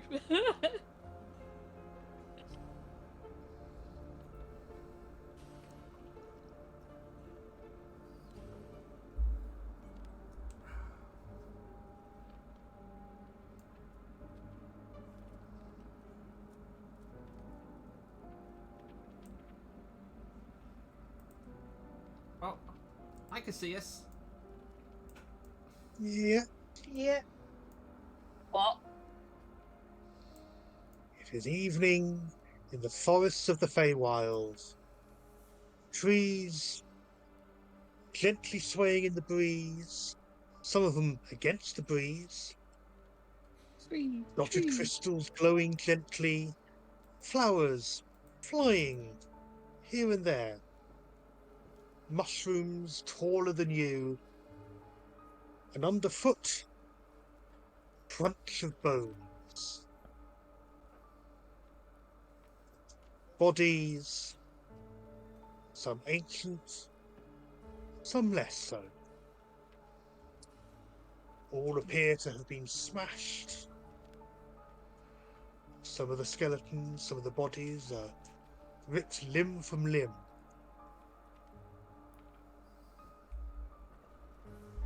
And of the portal you came through, there is no sign.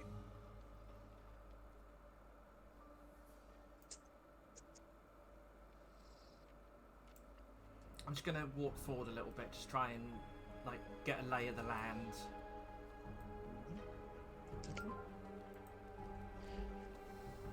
The main routes, sort of the pathway, lead roughly north. Sorry, roughly southeast, roughly northish. Sort of thin game trails, really. Sort of pathways between, rather than anything well trodden. So it's stuff that I would know how to track from being Yeah, a hunter. yeah. It's familiar enough as a terrain that your favourite terrain will is triggered in. It's not so different and alien. There are glowing insects. There are the reflections of light from animals' eyes, from the various light sources, weak as they are, that you use. What I'm going to do is, as a start, I'm going to take one of my arrows and just stick it into the ground as a "we've been here" sort of marker. Okay. And point it to the and break it, but point it to the way that we're going. Okay. Hope says, "Let me have a quick look." flaps their wings, shoots up through the clearing, up into the sky. Just kind of up, pivots round just for a minute, and then sort of comes to descend back down. Northward, there's a stream that looks to like it heading towards a body of water. Okay, well we'll head north then. It's always better to follow a stream than go too deep into the underbrush. Underbrush. Underbrush. Underbush, overbush, wandering The free. underbrush. Bushy is bush. Bloody wombles again. Oh, fucking wombles everywhere. And I'm gonna head towards like this group of crystals that are. Yeah, they're going to burst out little outcrops of rock, and they're sort of just gently, sort of internally luminescent. They're sort of not really of any kind of. I suppose they're sort of similar kind of quartz type structures. I suppose there's kind of similarities to the sort of kind of glowing crystals you're used to, Eberron shards and things like that. But some of them feel warm to the touch, some of them are cold. Okay, I just look back and say, well, this way seems to be as good a way as any. Okay.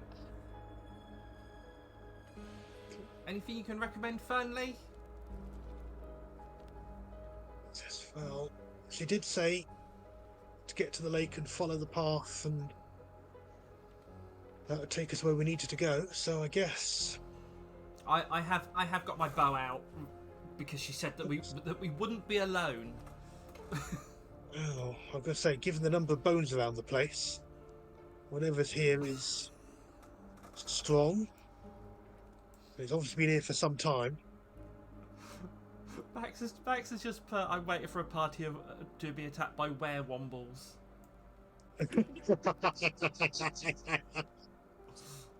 That would be in equal parts terrifying, but fucking hilarious. Wonderful. Right, could you make a survival roll for me then, just to sort of keep roughly on the bearing towards where Hope's indicated the river? Survival. Survival. There it is. And that is a 17. Yeah. Okay. Even given how strange these woods are, this forest, and it is incredibly dense. So you're moving at the moment, even with the game trails, is slower than you would have hoped. Yeah. There's fallen logs, there's dips, there's kind of concealed where the undergrowth has kind of grown over sort of hollows in the ground, and there's the occasional sort of fall and stumble. I'm guessing we're sort of heading this way. Yeah, roughly that sort of direction. You're sort of getting roughly near that kind of large mushroom type thing. Could you, because you've got the highest passive perception, make an actual perception roll for me, please? Perception. Yep. Yep. 14. Okay. You can't quite work out whether there's something wrong. When you get to, if I just move you up on mass to about there. Sort of this sort of rough pathway, sort of heading sort of roughly this way. You can't. It's that kind of that gut feeling. There's something not quite right, but you can't see what it is. Well. So you sort of do that kind of, in similar to the way you did through Ilmo, that sort of put your hand up, sort of go, oh. funny enough, that's how Arwen feels on the daily basis of the party, so usual. Yeah, Arwen's gonna let everyone know, just like, yeah, guys, I know I sound like a broken track record. However, I don't think something's quite right here. Valenia looks around and then looks at Arwen. Okay. And she just goes, well, we are in the Feywild. Exactly, I think something around us is extremely wrong and I don't know what. But something isn't right. That's just the Feywild in general. I am cautious. There's a lot of bones. It might be a big bear. I'm not familiar enough with the Feywild to know what could be out here. Would I have any knowledge from Fen?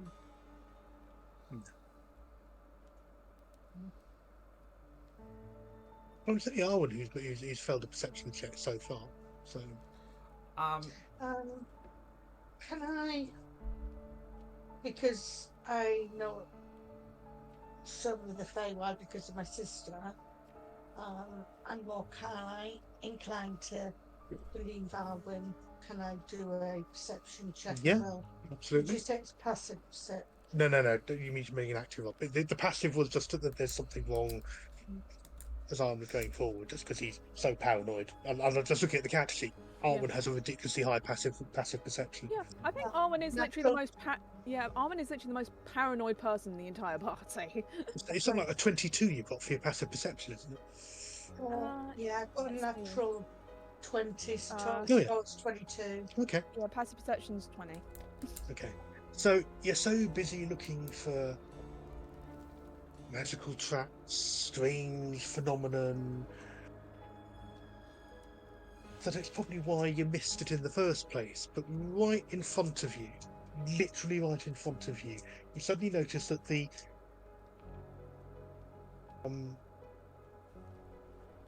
leaves and the branches there are suspiciously randomly regular. And you spot that there's actually a massive covered bear pit right in front of you. It's so prosaically ordinary and non-magical. It's kind of why you didn't see it in the first place. Do I know how wide it is from that? It's about 10 by 10. So, Okay. So would I be able to misty step people over the bear trap? You could just walk around it. I could misty step anyway, or we could just walk around it. Yeah. Yeah. Now that it's been pointed out, can we see where the edge of it is? Yeah. I'll tell you what, I'll put an icon on the map for you, and then. Arwen's just like, I told you something wasn't right. Let's say there. There you go. And again, Valenia puts another arrow in the floor.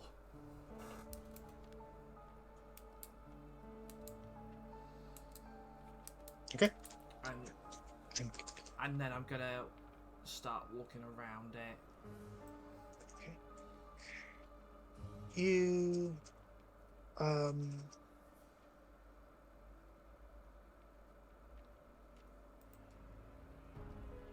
are able to do that, no problem at all. And carry on past, moving on, deeper through the woods. And while it's getting quieter, you begin to hear the sound of running water. Can I pinpoint where it's coming from? Yeah, ahead, roughly the direction you're heading. And you think you see a glimmer of firelight just off in the distance. Could that be a camp on our way? Who would be camping out here? I mean, to be fair, we probably would have to if we were caught in the middle of the Yes, night. you're right. We would probably camp out here. You're right.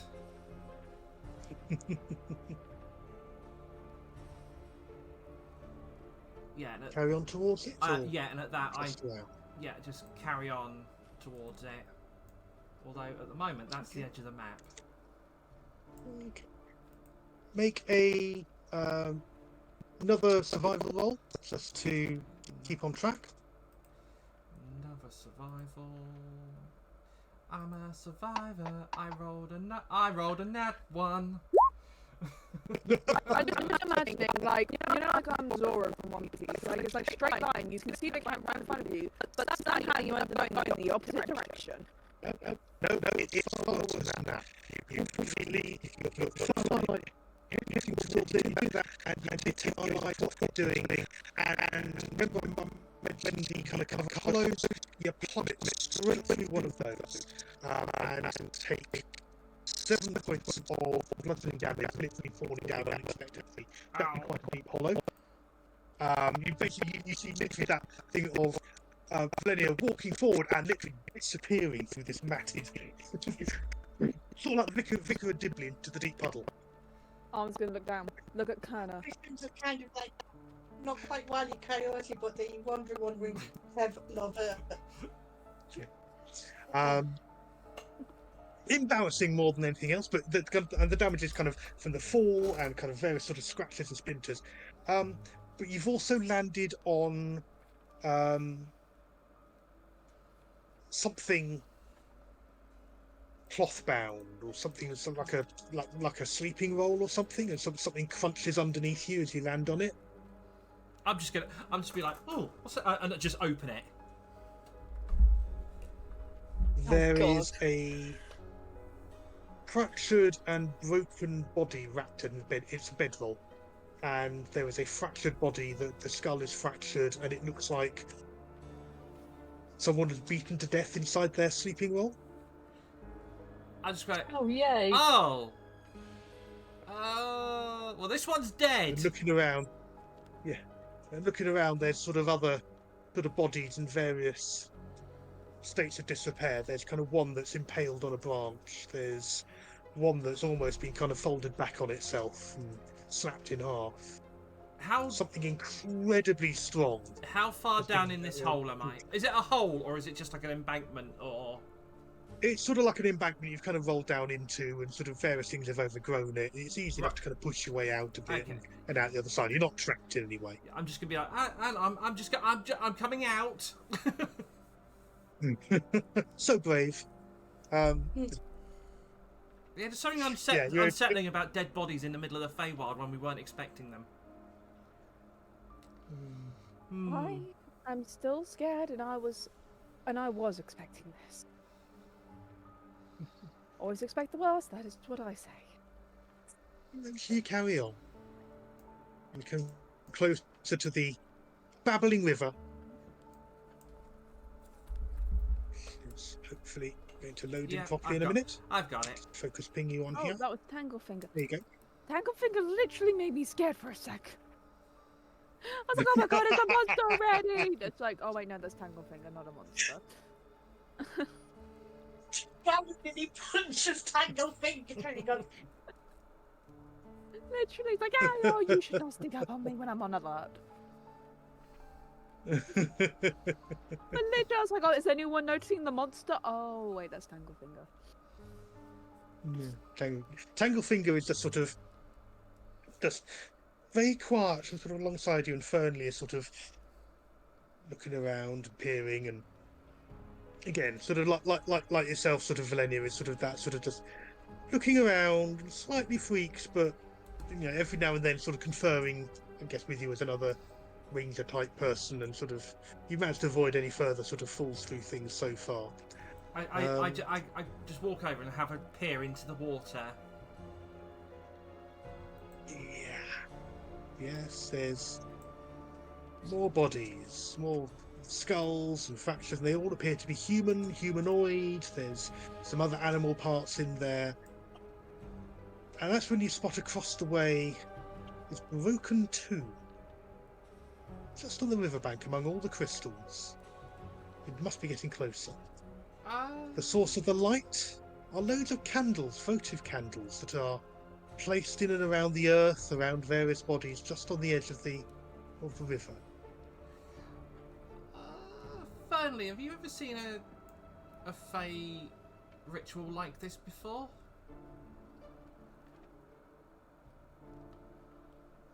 I mean, at heart we're all stories, so I'd guess there's something. It's something that has died, come back to life, is hunting travelers. I would guess. How deep is the river? Not very. It's wadable across. It's difficult terrain, so half movement to get across. Okay, Fern will come across with you if you want to go look. I'll go and have a look. Okay, he'll come across with you. 1, 2, 3. So it takes us 2 turns. Takes you both a few seconds to get over, but you can move across with no great problem on that. Hope flies over. Yep. I was going to do that, but you said help now. Yeah, you can go as well. No, because I want to be with. Have some backup support for Arwen and Thorin and Cole. Tangofinger, who was clinging to me. Like doing. Is it just like a small tomb, like a It looks. Yeah, it's made out of granite. It is slab-sided, solid. To do a investigation. Yeah, I think I'm gonna have a peek inside and. What sort of thing you're looking? Just general investigation, sort of having a look. General investigation, see what's in there. See what might have been in there. Okay, Fernley. I'll just put Fernley roughly there. There you go. Okay, let's. Well, that's a 20. That's a 27. Okay. Inside you can see. A, it's empty. B, rather worrying, as you can see, the tomb is broken. Something broke out. The bits of stone outside are things that have been pushed away, have been slammed away, and inside are restraints that have been broken. Iron manacles that are snapped.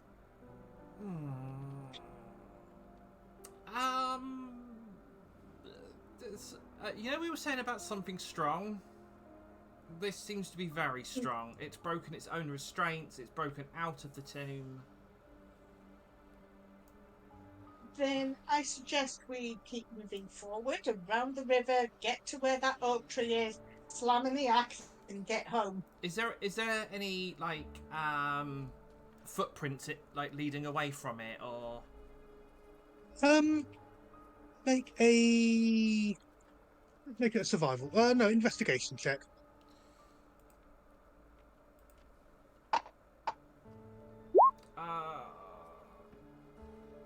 That's nat 1. Okay. Obviously your own footprints are there. Lots of animals have come through.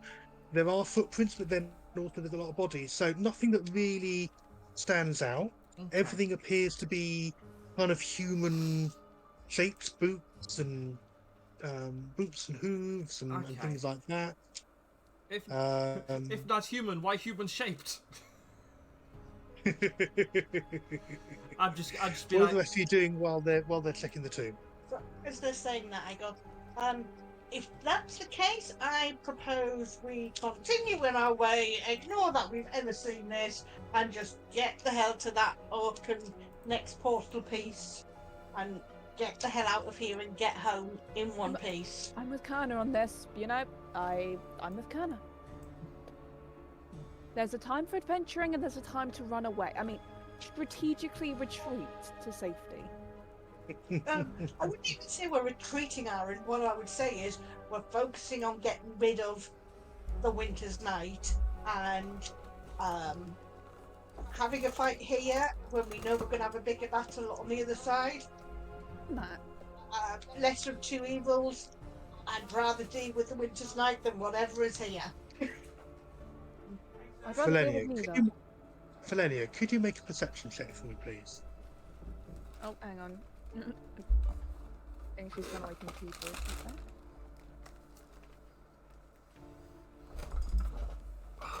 Sorry about that. That's right. Oh, sorry, I hadn't realised you'd gone away. I haven't got my screen open. Welcome back.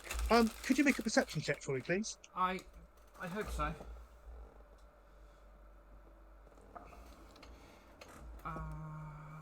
Out of my 7 screens that I have open, I'll give it a go.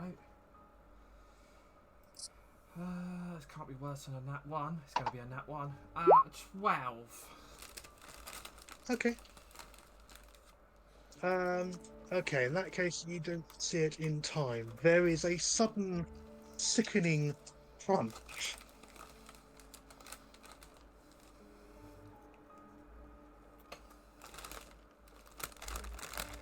As a figure looms out of the shadow of the mushrooms and drives its fist straight through Fernley's chest, dropping him dead to the ground.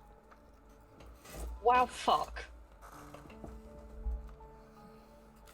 The creature is some... well, best to describe. It appears to be a heavily scarred, human-ish creature.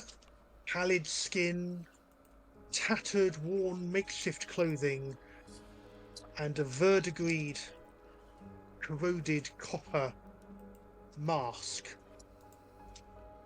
Stapled iron rivets to its face.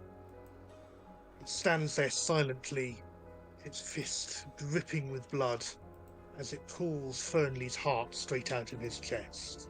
And for those that are there, you should now be able to see it. It's basically D&D Jason Voorhees, isn't it?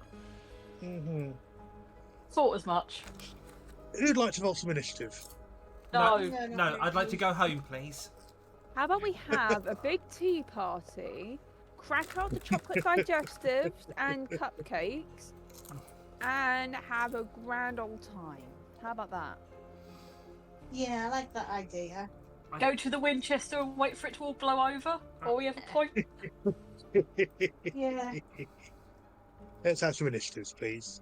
If only to be running away. Oh. I forgot to click on Arwen. Sorry. That's okay. I'll manually update. So that's a 7 for Arwen, a 6 for Valenia. Well, I will when everything wakes up for me again. Yeah. Valenia just while we're there, Valenia just looks at him and goes, 10 and 17. "Oh, hi."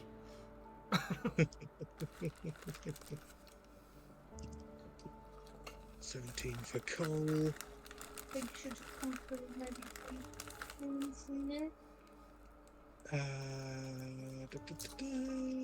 19 for Kerner.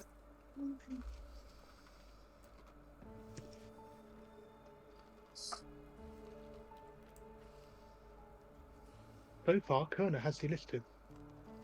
Holy fuck. But then Thorn's roll hasn't come through yet. Yeah, you know what mine's like, it'll take about 10 minutes over it. Describe that creature for me. Creature appears to be humanoid. The humanoid, a guy of 7 foot, hugely muscled, ponderously moving. In a. In fact, I've got the picture. You've got the picture up on the stream, have you? I did have it. I put it in D&D General. Yeah, that's no, I saw that. Let's double check the one I'm seeing. Yeah, that's absolutely what it looks like. Well, I think everything's just completely decided to stop working my end. No. Yeah.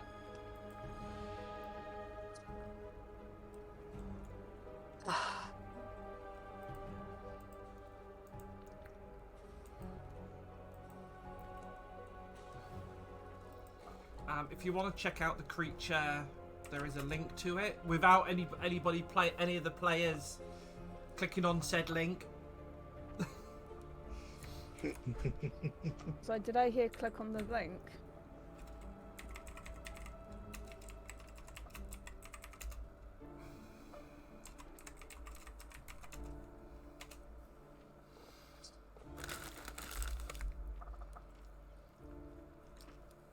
As I've said to you, Moon, me and Tim do talk about stuff behind the scenes. I can say that. I wouldn't do that to you guys. I know. Keep it a surprise. Did you say there was a metal thing to his face? Metal mask. I'm sorry this is taking forever. It's just everything's sort of No, stopped it's okay. working. What happens? What initiative? I'm gonna do. Bunny, what's your bonuses to your initiative? Mine is a. Oh, hang on, it's all rolling through now. I was gonna say I was about to read something. I can literally just roll it for you if it comes to it. Yeah.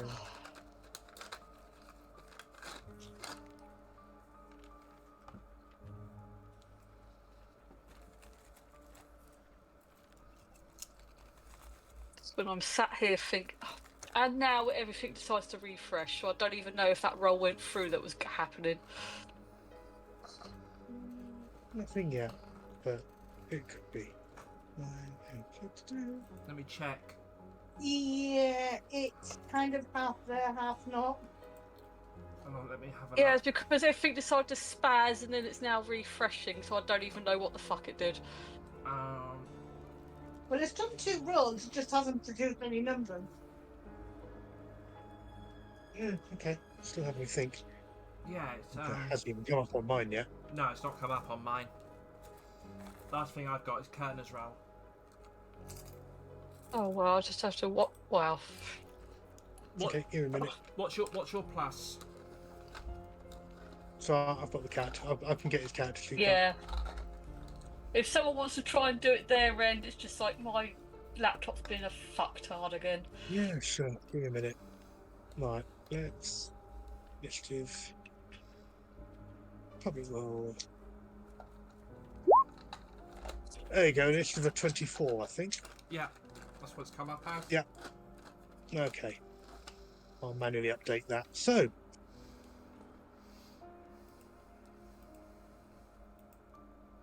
Uh,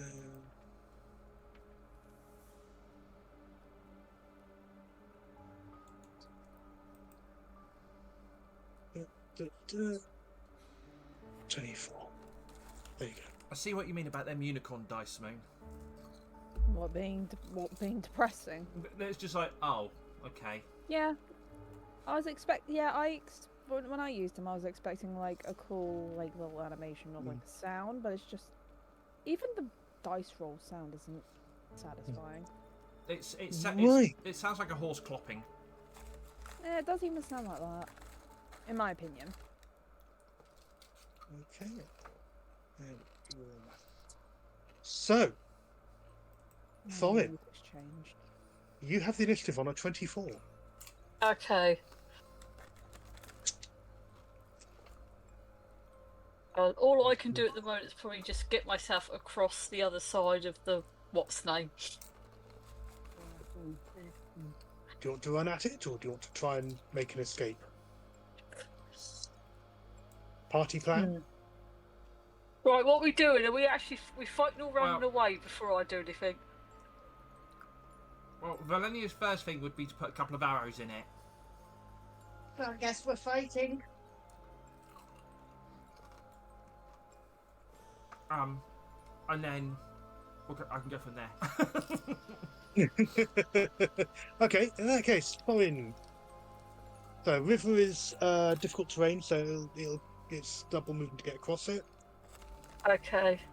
5, 10, 15, 20, 30, 35, 40. What's your movement rate? 45, isn't it? It's 40. Okay, so from where you are, you could just get to the opposite bank about there. Just as I clicked off the map, I didn't see it. 10, 15, 20. So 5, 10, 15, 20, 25, 30, 35, 40 would get you to right next to Hope. Okay, if I move there, so at least sort of like we're all on the same side of the whatnot. Okay. You sort of half swim, half sort of throw yourself through the stream, and they've kind of stagger, sprint up onto the bank. Yep.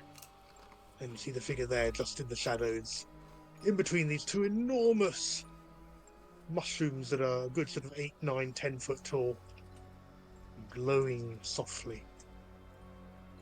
That's when I'm just like, oh crap, right, okay. What? He's glowing softly, or the mushrooms are glowing softly? The mushrooms are glowing softly. Right, okay. Or is it orange glowing softly? He, she, it Whatever. is saying nothing, makes no sound. So he moves. Do you want to dash? Do you want to do a ranged attack? Oh, I don't know if I've got any ranged weapons that will reach that far. Have I? Not on me at the moment.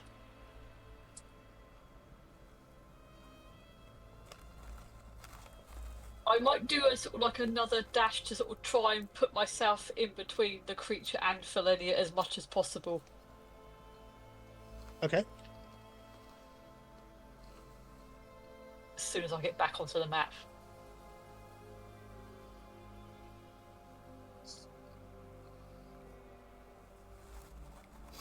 I'm just waiting for Arwen to get washed away in the current. That's fragile. So I'm going to move so that I roughly put myself about there, like the whole no.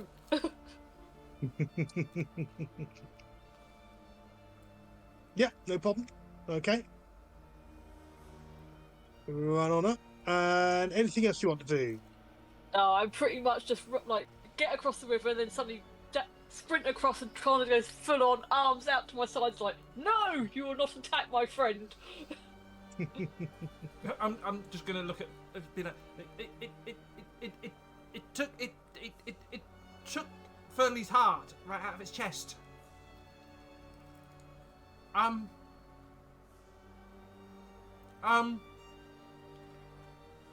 Okay. I'm like, Okay. and I'm just like, wait, what's the game plan? Are we fighting? Are we running? Kerner, on 19, it's you. Yeah, sorry, I'm just trying to work out distances for something that I'm finding pretty difficult to see the side arrow. I can move the map up. Because it's really, really well disguised. If There we you, go. Got it, so got if it, you got right it. click and move, you can roll it around with that as well. Pan it around rather. Just, uh,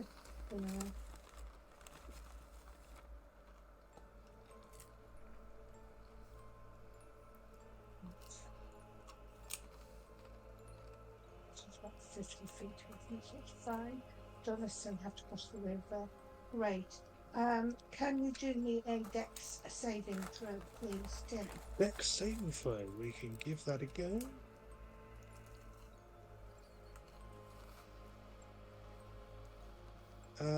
A 12. And it fails. So what I'm going to do is I'm going to point out my finger at it Mm-hmm. and cast Disintegrate. Nice. So basically, creature tagged the spell must make a dex saving throw. On a failed save, the target takes 10d6 plus 40 force damage. If the target is disintegrated, the damage leaves it with 0 hit points. And it always disintegrates unless it's magic. Roll some damage. The spell automatically disintegrates larger, smaller, non-magical items. Blah, blah, blah. That's in house. Oh my word. Very, very nice. 77 points of damage. Fantastic.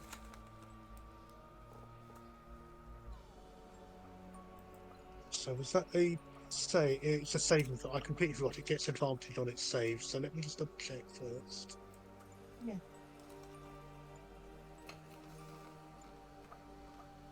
Yeah, no. So even with advantage, it failed. 77. Yeah. Okay.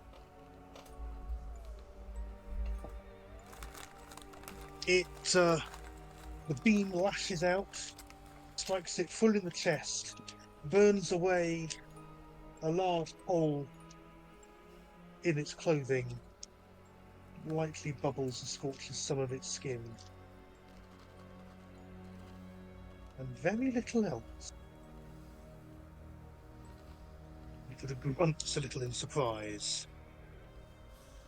You see it start to pan its gaze across to look at absolutely everybody. What else are you doing? Shitting myself now. Going, rid of it. We can move on. At which point, Kerner just goes, oh, well, I think we might be in the shit lung. Ow!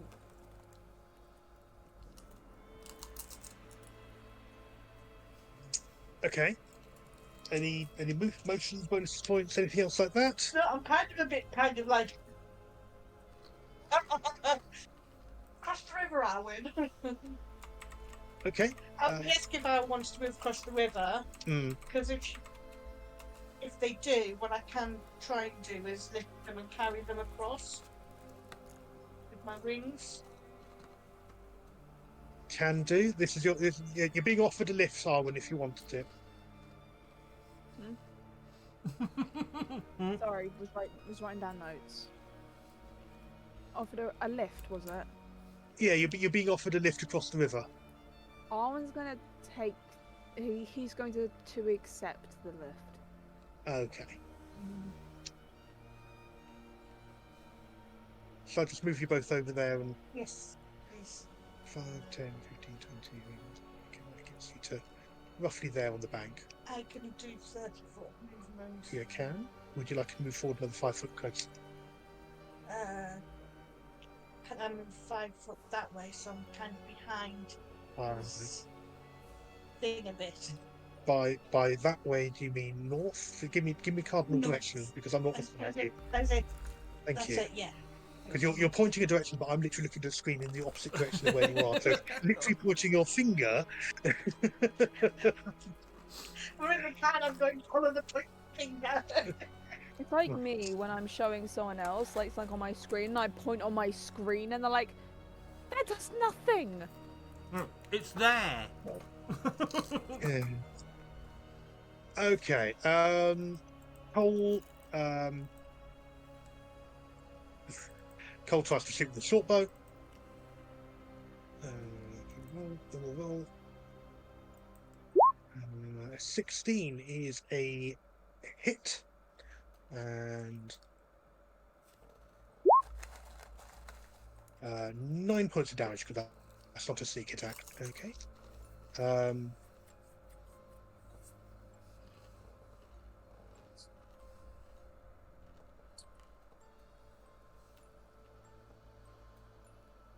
Okay, arrow hits and doesn't seem to cause much in the way of damage at all.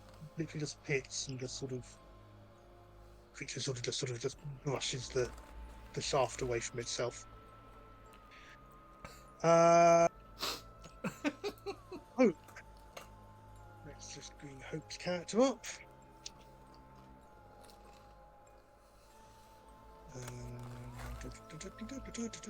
Wait for it to load.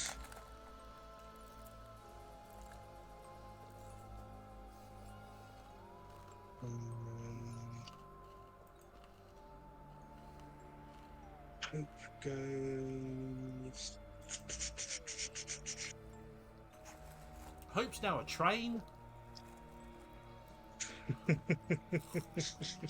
All aboard the trauma train. Yay!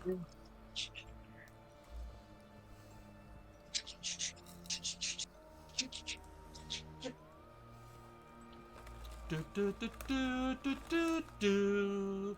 The trauma is here. Come on, everyone. Okay. Say Hope casts. Viable. Effectively, they got that. They haven't. No. Go for the mind spike. Upcast from second to third.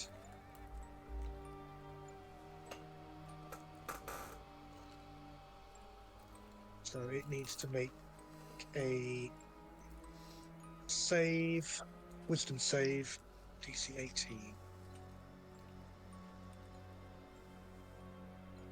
Public roll with advantage.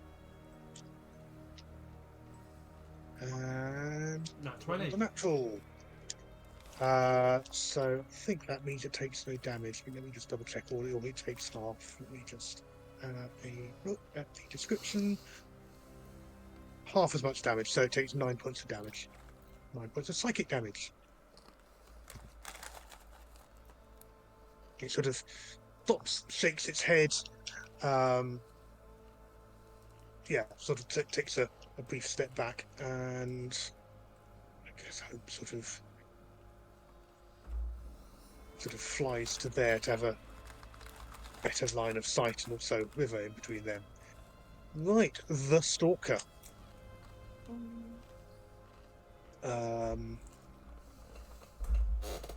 Lumbers forward, straight at Valenia, and without a word, takes a swing at you. Not with advantage, not the roll. A 25, the hit does 53 points of bludgeoning damage. Yeah, Valenia coughs up blood. Takes a second swing. 21 to hit. 55 points of damage. No.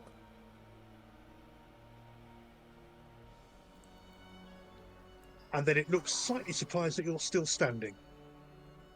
But that's its turn. Arwen, it's your turn. Yeah, my turn. Okay. Right, give me. Oh no. Memento. What I'm going to do is 4th level spiritual weapon bonus action here.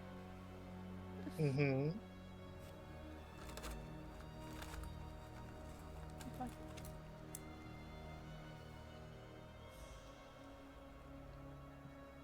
Right, and at 4th level,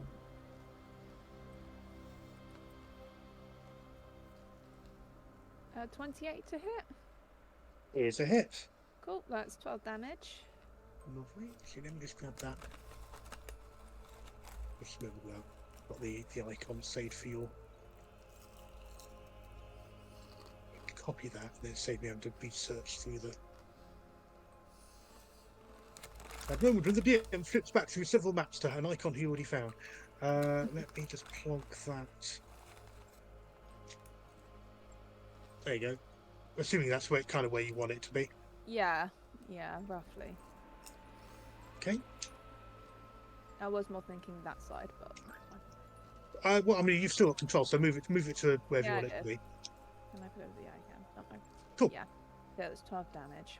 Okay, so that's your bonus. And then I'm going to use my movement 5, 10, 15. Cure wounds on Valenia. Yep.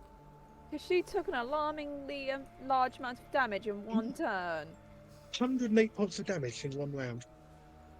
Yeah, he's casting Cure Wounds at 5th level on Valenian. Okay. It was bludgeoning as well, wasn't it? Yeah. So that's 50 health points back.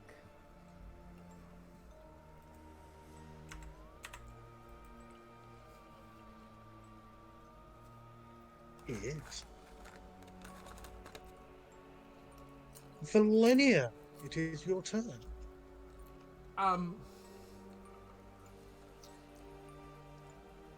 Literally, she's just all of a sudden just bruised and she's just like. She looks at Farai, looks at Arwen, and she goes, "We need to run. Just run." Looks scared. Oh, Arwen and Farai. Owen. And I'm going to use everything that I've got for a disengage. Yeah. As my action. Yeah. 1, 2, 3, 4, 5. I'm just going to like. Yeah, just. Yeah. Peg it.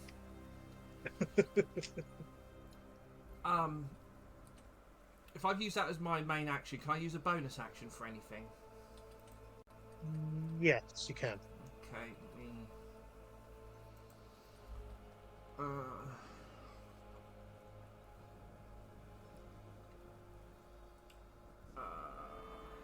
And I'm going to use a bonus action to cast Vanish on myself. Can it cast what? Cast Vanish. Basically, I can use the hide action as a bonus action on my turn, and I can't be tracked by non-magical means unless I choose to. I completely misheard you. I thought you said banish. Oh, as in the banish. Spell, which is why I had to slightly bemused when you casting what yourself doesn't work like that. no, vanish, absolutely. Really, I cast So Vanish we're on going to myself make all the our own time, rules I up now. know. We can totally cast banish on ourselves. I don't wish to be on this plane of existence anymore. I'm off. So we don't care what the D&D rulebook says. They ain't the boss of us. Ignore the roll I've just done. I don't know what it's rolled.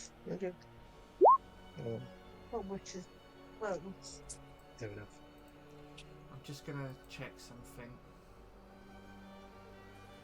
Okay, that's a normal action.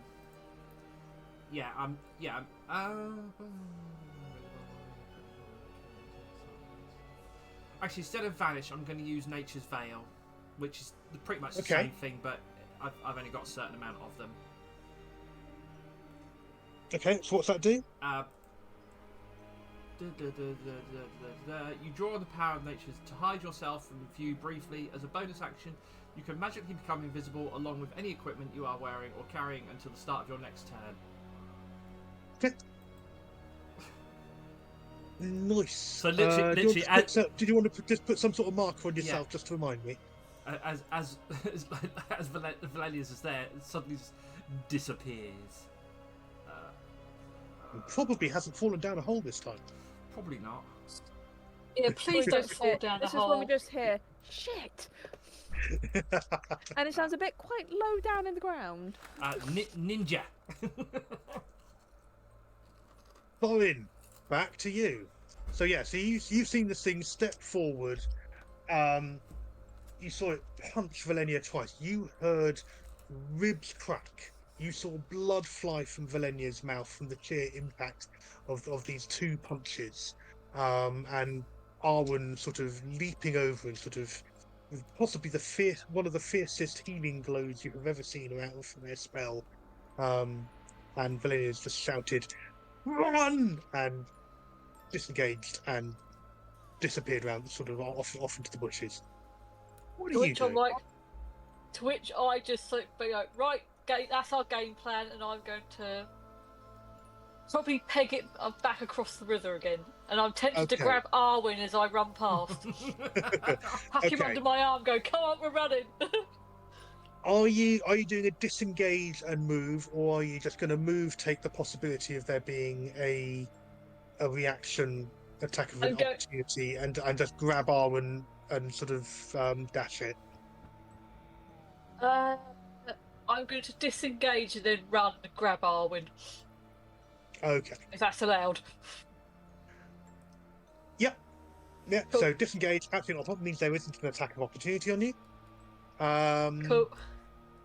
And Arwen, are you resisting, or are you letting yourself be kind of semi-scooped, barreled, pushed along? He's in too much shock to resist right now. He's Okay. coming along. It probably will be literally me running over and doing a sort of pick Arwen up like a half sling over fireman's carry over shoulder kind of thing. Okay. If you're running in a straight line, you can get to roughly halfway through the halfway in the river where I'm pinging now. Okay, yeah, we'll go for that. Okay. I just want to be out of its way, Okay. or at least I'll out move- of sort of like punching distance. There you go. There you go. Move you both there, Yeah. and you've got stones you can stand on, so you're resisting the current. It's kind of flowing around you. Cool. Okay. Anything else? Or was that it? I think that's about it for the minute. As long as we're out the initial way, and then we can move again Okay. in a bit. Turner. GM. Hmm. I'm going to disengage. Well, you're not actually in direct combat, so you don't need to do a disengage. Okay, so I do have a question Mhm. because we're running. If I do meta magic and Misty Step, so meta magic allows me. Where is it? Gives you a couple of options under your meta magic. Yeah, I know. It was. Which one was it? Twin spell. Spell.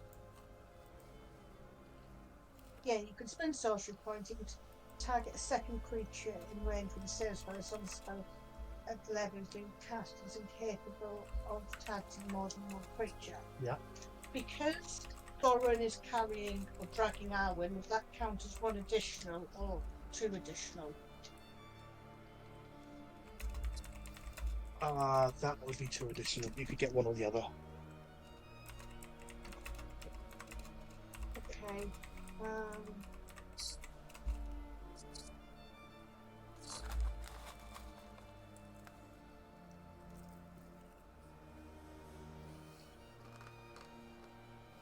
Right. Okay. I'm gonna cast Misty Spell on both Misty Step, sorry. Yeah. On both Arwen and Thorin. Okay. And I'm also gonna Just Misty Step is self.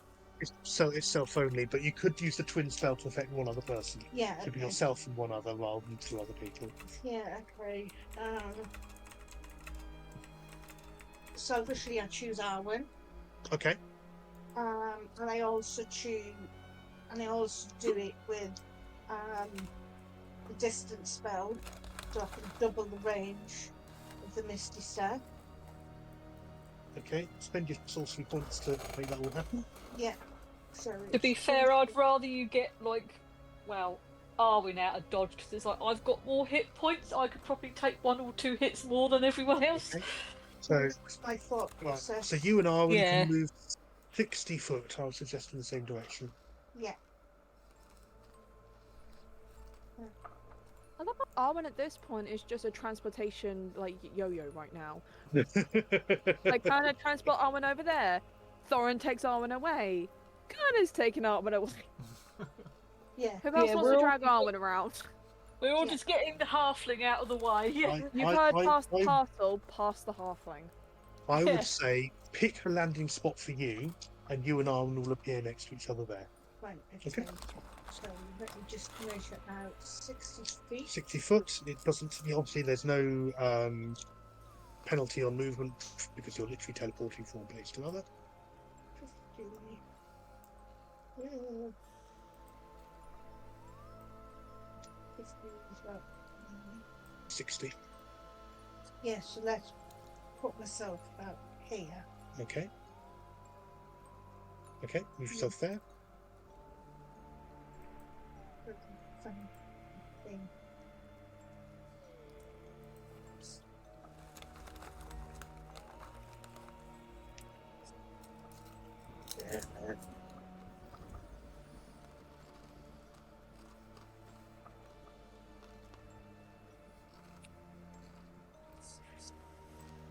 It's a bit further up. So, yeah. Yeah, it's right there. Right, there we go. Okay. And Arwen, do you want to, if you could put yourself in any of the 5-foot squares around? There you go. Wonderful. Okay. Anything else? As a reaction, can I just look confused about suddenly being from out in like by the water to being right next to Ghana? I would say confusion is a free action. Thank you. Confused expressions, not unknown in this location. Okay. Right. Cole, seeing all this, is simply not stupid, grabs up Tanglefinger and pegs it into the 5, 10, 15, 20, 25, 30, 40, 50, 55, and basically does a full dash about that far into the undergrowth, so he's hidden from view. Gonna hide. That's what he is doing. And hope. Where is hope? Where is hope? Where's hope gone? There. Over there. Right. Good. Already that side. Let's see if they've got something to. What am I looking for? To.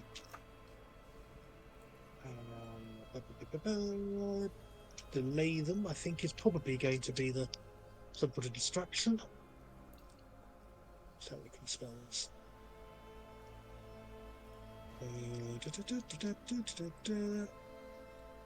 Oh, yeah.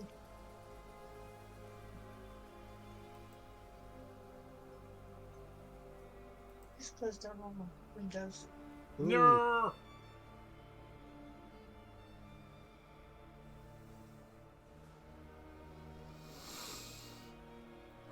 Right. Cast Spike Growth around the creature. Sphere. In the hope that it'll slow it down a little.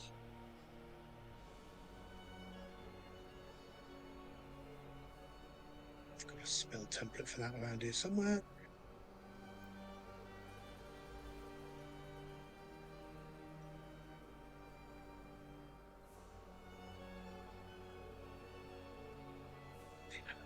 Right sides.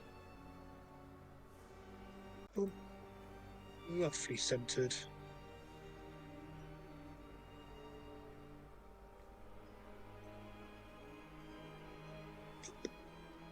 There we go. One nice big.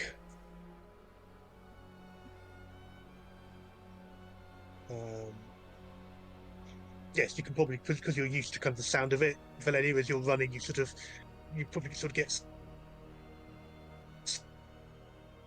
flagged slightly sort of on a couple of the thorns and things as you're literally exiting the area. So that sort of dive forward and sort of various thorns that weren't there before kind of just tug at your clothing as you're getting outside of the radius. And then flies 5, 10. Flies scoops Thorin. I assume you're not going to resist as she picks you up out of the river. No, just do whatever needs to be done. Yay, it's Okay. Thorin's turn now. Thorin's starting to look confused. Okay, swoops, grabs it, and sort of lands you back on the ground amongst all the candles just for a minute while you sort of take stock of where everyone's going. Awesome. Right, the stalker.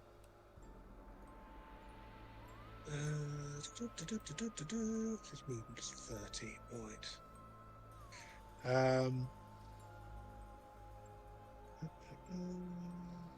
2d4 for every 5 foot. Piercing damage. Okay. 5, 10, 15, 20. I completely misheard that as pissing damage, and that's made me giggle. Yeah, for that, okay.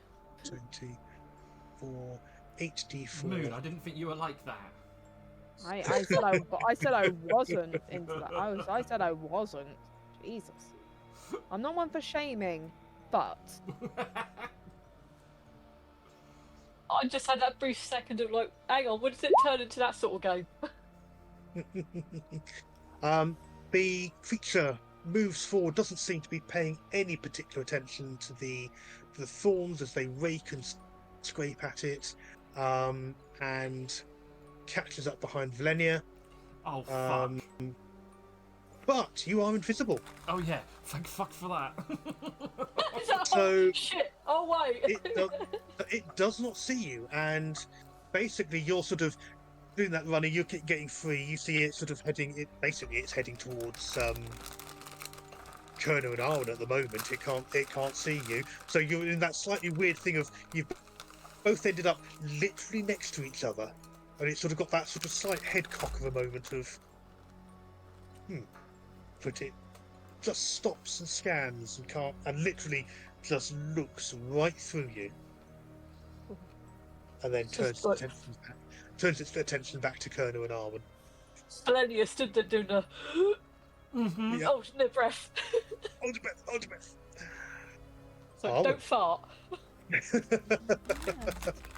Well, bonus. Well, I just got to create a bonus. See if I can get this picture. So 5, 10, 15, 20. Yeah. Okay. And then go to bonk. Okay. Bonk away. It's like you might as well do something if you can. Absolutely. So that is 26 to hit.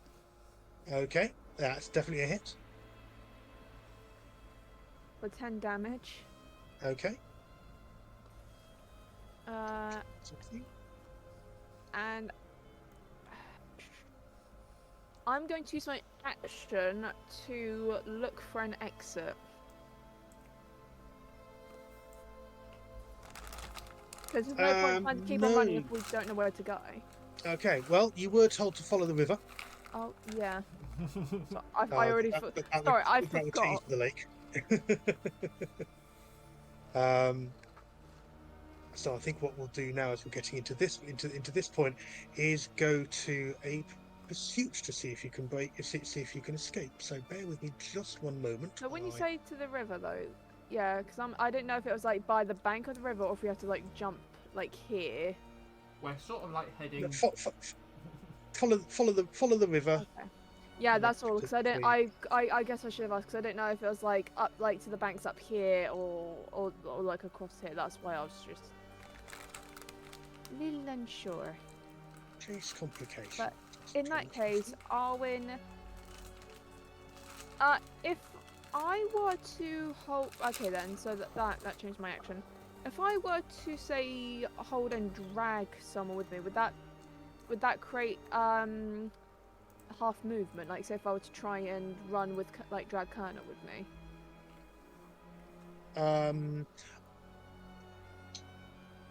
In terms of your relative heights, what I'd do is I'd sort of say it gives you advantages on. Sorry, my keyboard's playing silly buggers on dealing with certain things, but at this point you can't really sort of. Oh, for God's sake! Bear with me. I'm trying to do a search for something, and it's auto-correcting the things I'm searching. Is that Google search by any chance? No, it's the D&D Beyond. Oh. I'm literally typing in something and it's saying, "No, I want you to do something else," and I'm going, "No, literally, do what I've told you to search for." Chase complication. Thank you. That's what I'm looking for.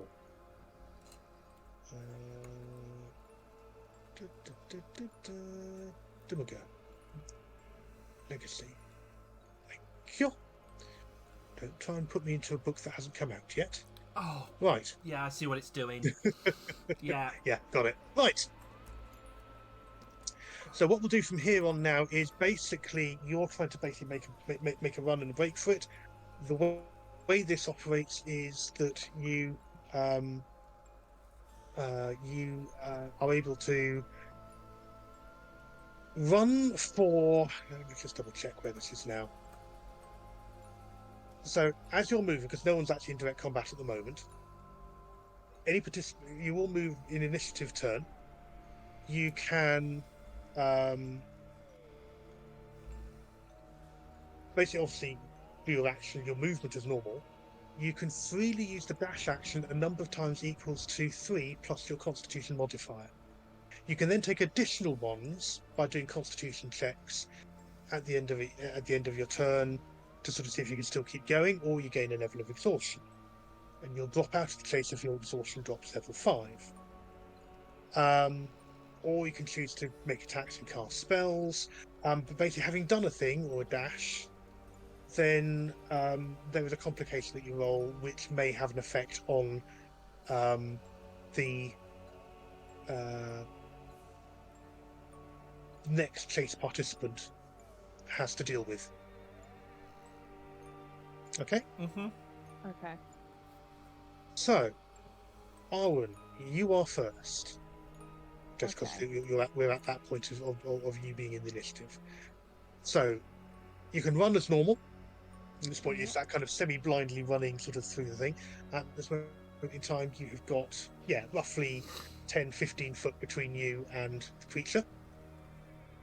Do you want to run? Do you want to dash?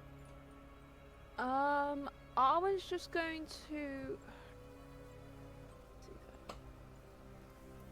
Arwen's just going to run.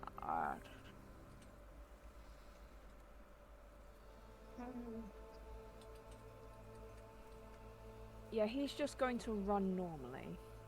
Can I hold Owen back and say, and whisper, "Go to Misty Step at 60 foot." Oh, I had that. Okay. Did you hear, or did you hear me No, whisper in chat? I heard just about. So your mic can barely pick you up whispering, but I just about heard you. Okay, I guess I'm not running then. So I forgot I had It's just that. an idea. You don't have to. You can still run as your normal thing, and then do an action.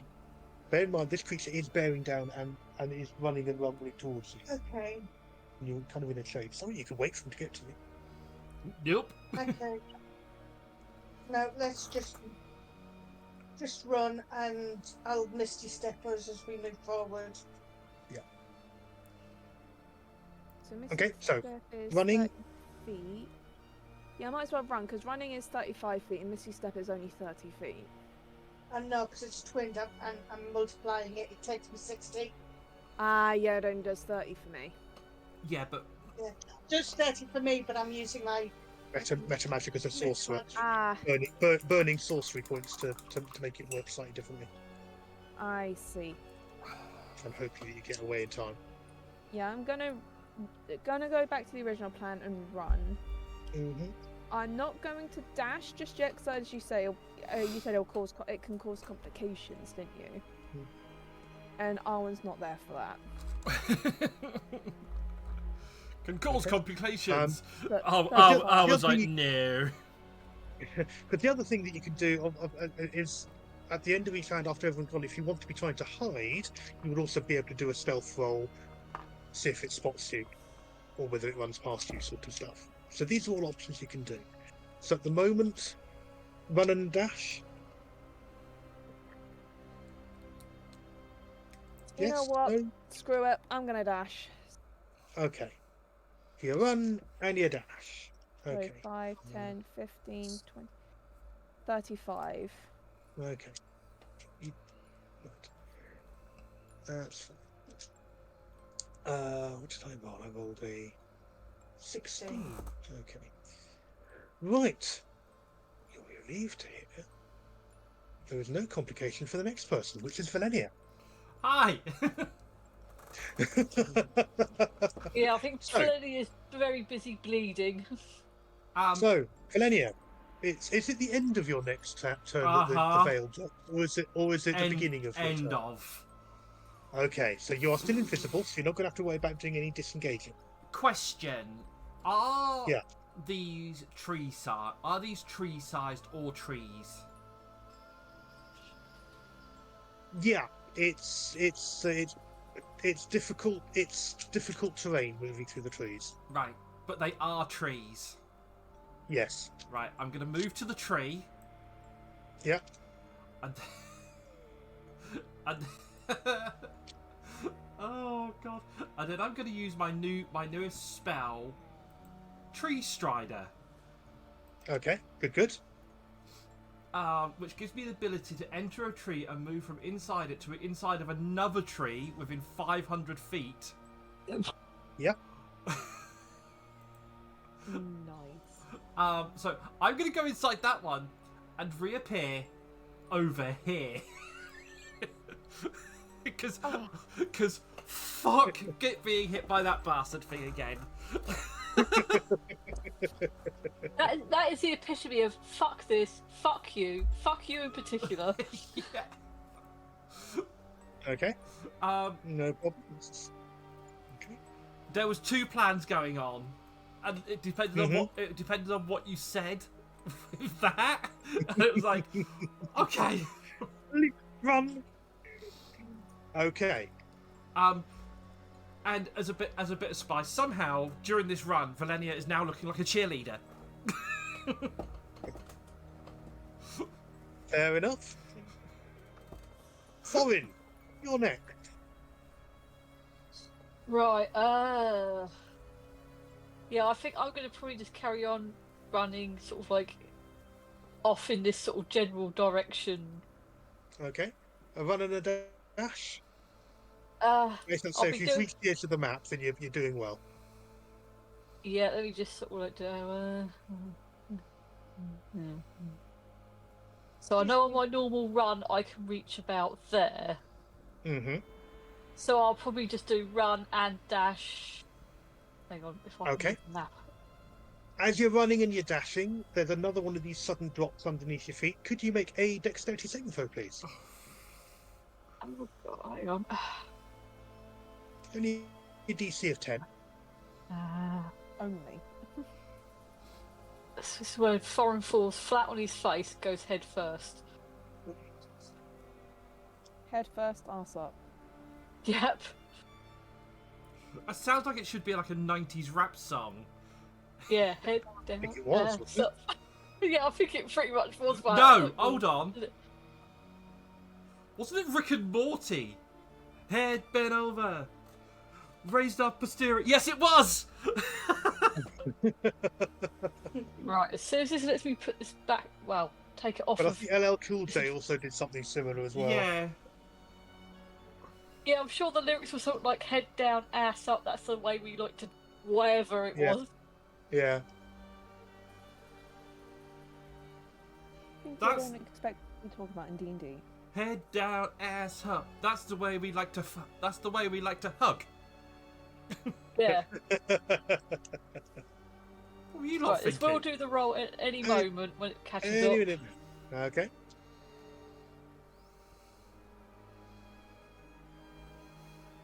In your own time, laptop. Your laptop is very invigorated by the song and wants to hear more. Yes. I'm listening to this music and I know I've heard it somewhere else before. Earlier in the session. No, I mean... It's quite similar to some various sort of incidental stuff. 14, yeah, okay, you're able to leap past over, catch yourself, and carry on as normal. Okay. So you don't lose your feet, you keep going, get to the end of time, no problem at all. Okay, so it pretty much does get me to near enough the edge of the map, the give or take. Okay. Kerner. Right. I have no idea what I'm going to do. Run along the bank and then spellcast, dash the moor. Could I run and then also do Misty Step with extra distance so I can run 30, so effectively I'm running 90 feet? If it takes an action, yes, you can. Yeah, okay, so I will do that then. I will run 30 feet Okay. and so, Misty steps up. and then as I hit the 30-foot mark, Yeah. so that takes me to there. Yeah. And then as I hit the 30-foot mark, I will then Misty Step with the distance of the twin spell, do 60 feet and Misty Step. You basically get to the edge of the map. You don't need to do a twin spell because it's just from yourself. No, but I do if I want to extend distance. No, it's the doubling that is doing the extra distance. The twin spell would be to affect one other person as well as you. Meta magic. Check distance spell. When you cast a spell that has a range of 5 feet or greater, spend 1 sorcery point to double the range of the spell. Okay. And make the 30-foot range for a spell with a range touch. So that's what I'm going to do. Doing distance. Okay. I'm doing distance, which is another thing. So I'm going to do the Misty spell. Misty step. So I've run my 30. Yeah. And then I'm going to do the Misty step, which allows me another 30. Yeah. But because I'm using the distance spell, it gives me 60 Right. feet. Okay. You used several other terms in there that refer to other mathematics, which is why I was a little confused. Yeah. Okay. You run. You leap. You misty step through. You land right in the middle of a bunch of spooked rabbits. Could you make a dexterity saving throw, please? It's will be knocked down. Yeah. Literally, like the ground underneath your feet as you land is like small scurrying wildlife trying to get out your way. Yeah, so it's 45, so I'm further off the map than you can see. So, you want me to do Dexterity saving throw, please. dexterity? Okay. Come on. Again, only a DC of 10. And I fail. Okay, you land, but you fall prone, and take a point of bludgeoning damage. And Kerner is down. And Death Ward activates.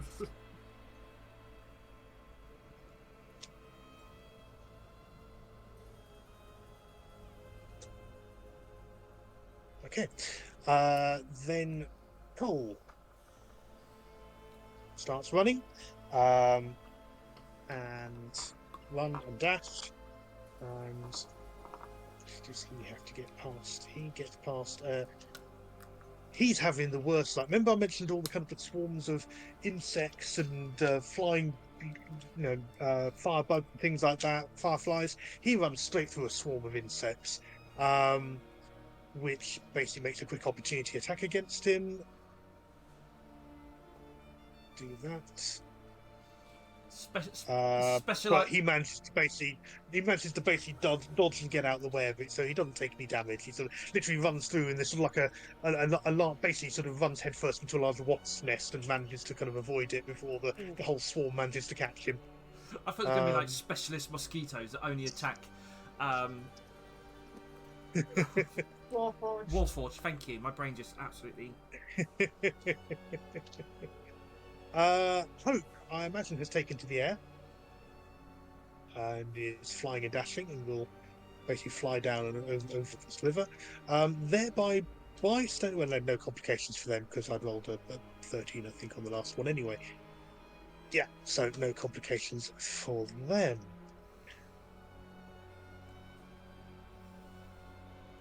What does that give? That gives a 9. Okay, next, the Stalker.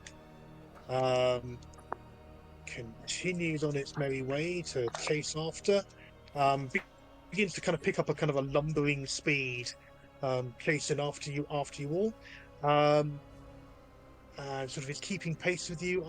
Well, you're drawing a little way ahead because you've got a 35 range, so you've increased the distance between you by about 10 foot. It has to deal with literally runs through a patch of razor vine, for lack of a better description. It's just going to make a quick dexterity save, which, given it doesn't have a lot of dexterity, is not helpful for it.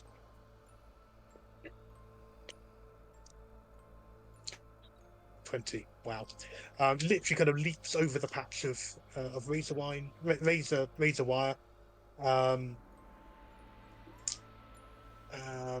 and sort of basically no effect whatsoever.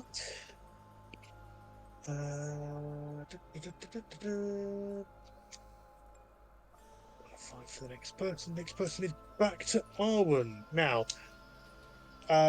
you're all ahead. You're all sort of currently sort of more or less broken line of sight. Would you all like to try and make stealth rolls, or do you want to keep running? I think we should try stealth our way out. What do you reckon? If we're undercover. I am all up for, escaping. I'm thinking escape. Arwen, again, I mean, thanks to the cloak, yes. I can somewhat stealth, but You I can stealth with advantage because it's a you've got many things to hide behind, and it's compared against the passive perception of the pursuit.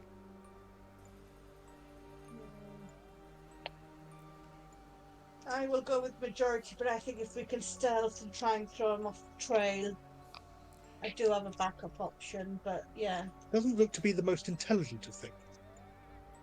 Does it appear to be mostly dead? Make an insight roll from what you've collectively seen.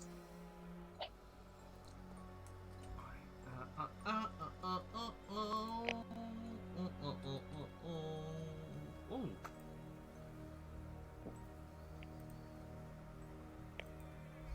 My insight's a lot better since I leveled up. 26. It looks like it's been stitched together.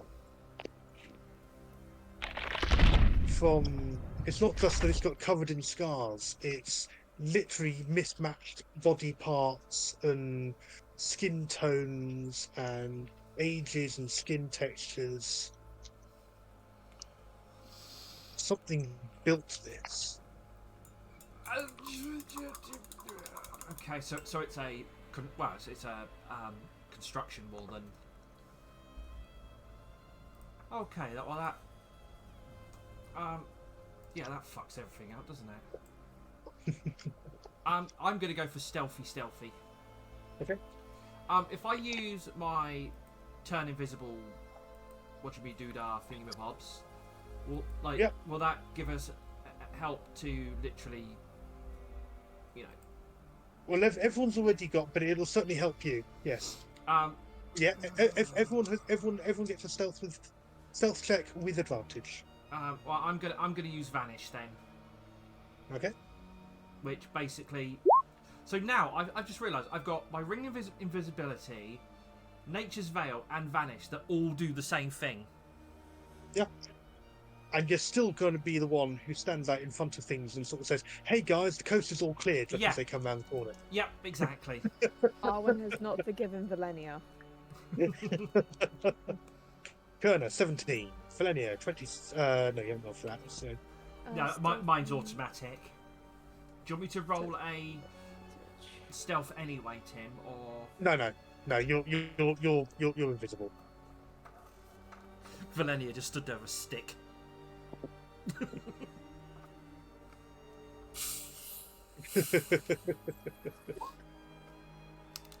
I'm invisible.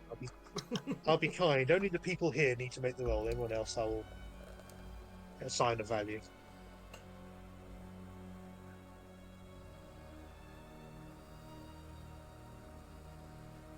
Just waiting for Foreign's roll to come through.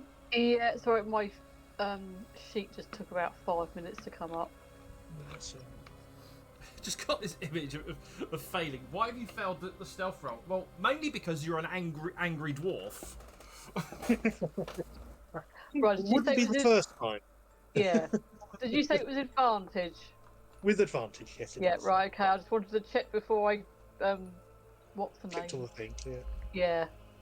I'm mindful of the Thorin's stealthy attempt to approach that camp and putting his foot straight through a barrel. Yeah. Shut up. That was a different foreign. All I'm going to say is, with my stealth attack, fuck you all. Yeah. That's a really good roll. Yeah, sorry. That's a really good roll. Sorry, done. You collectively dive behind trees into hollows, and it's sort of probably for the smaller of you, there's probably sort of small animal dens that sort of kind of scurry and sort of slide into. Cool sort of branches down in the way, and hold your breath as the creature lumbers by straight past you, off into the distance, leaving you unharmed and undetected. Unharmed, yeah. And in that moment of quiet, I think that is where we will end the session because it's at 9 o'clock in the evening. Whoa. Good idea.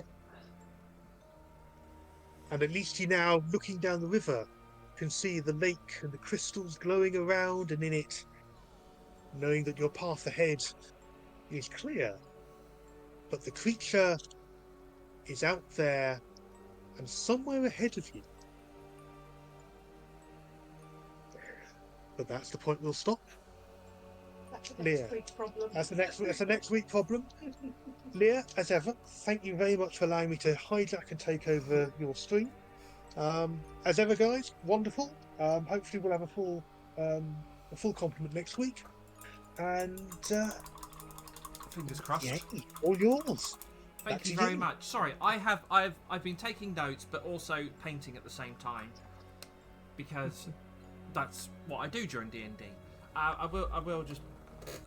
So I've been painting a superhero / cyberpunk thing. Oh, nice. Doing the body at the moment. Yeah. And I've done it in the trans colours because it's cyberpunk and blues and pinks are quite the way forward. Yeah. So yeah, been doing that.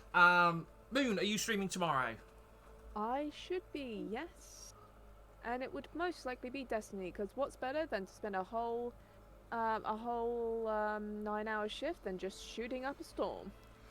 Yeah, that works. Yeah. I shan't be around. No, you are all. What are you going to see tomorrow? Just in case people do not know. We're going to see WWE Live. We're going to see Cody Rhodes, Damien Priest. We're going to see a whole lot of Samoan wrestlers. We're going to see the Bloodline. So we're going to probably see Dirty Dom. We're going to see bitchy Liv Morgan and Raquel Rodriguez. Hopefully, Rhea Ripley will come out even with her broken eye socket just to cause shit. So Kevin Owens, Randy Orton, you name it. So actually, two of us may not be here next week because we'll be in a jail cell. as you might have guessed, there are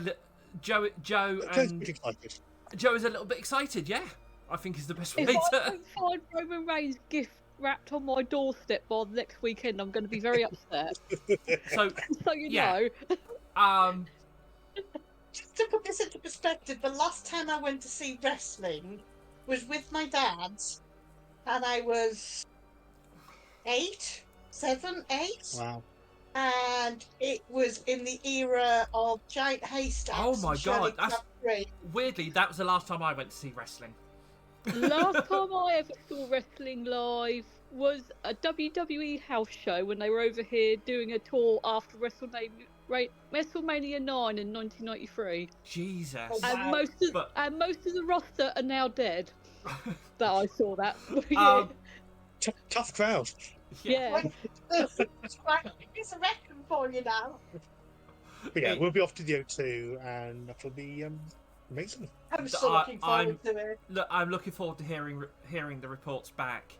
Yeah, I'll probably be joining Moon tomorrow night on Destiny.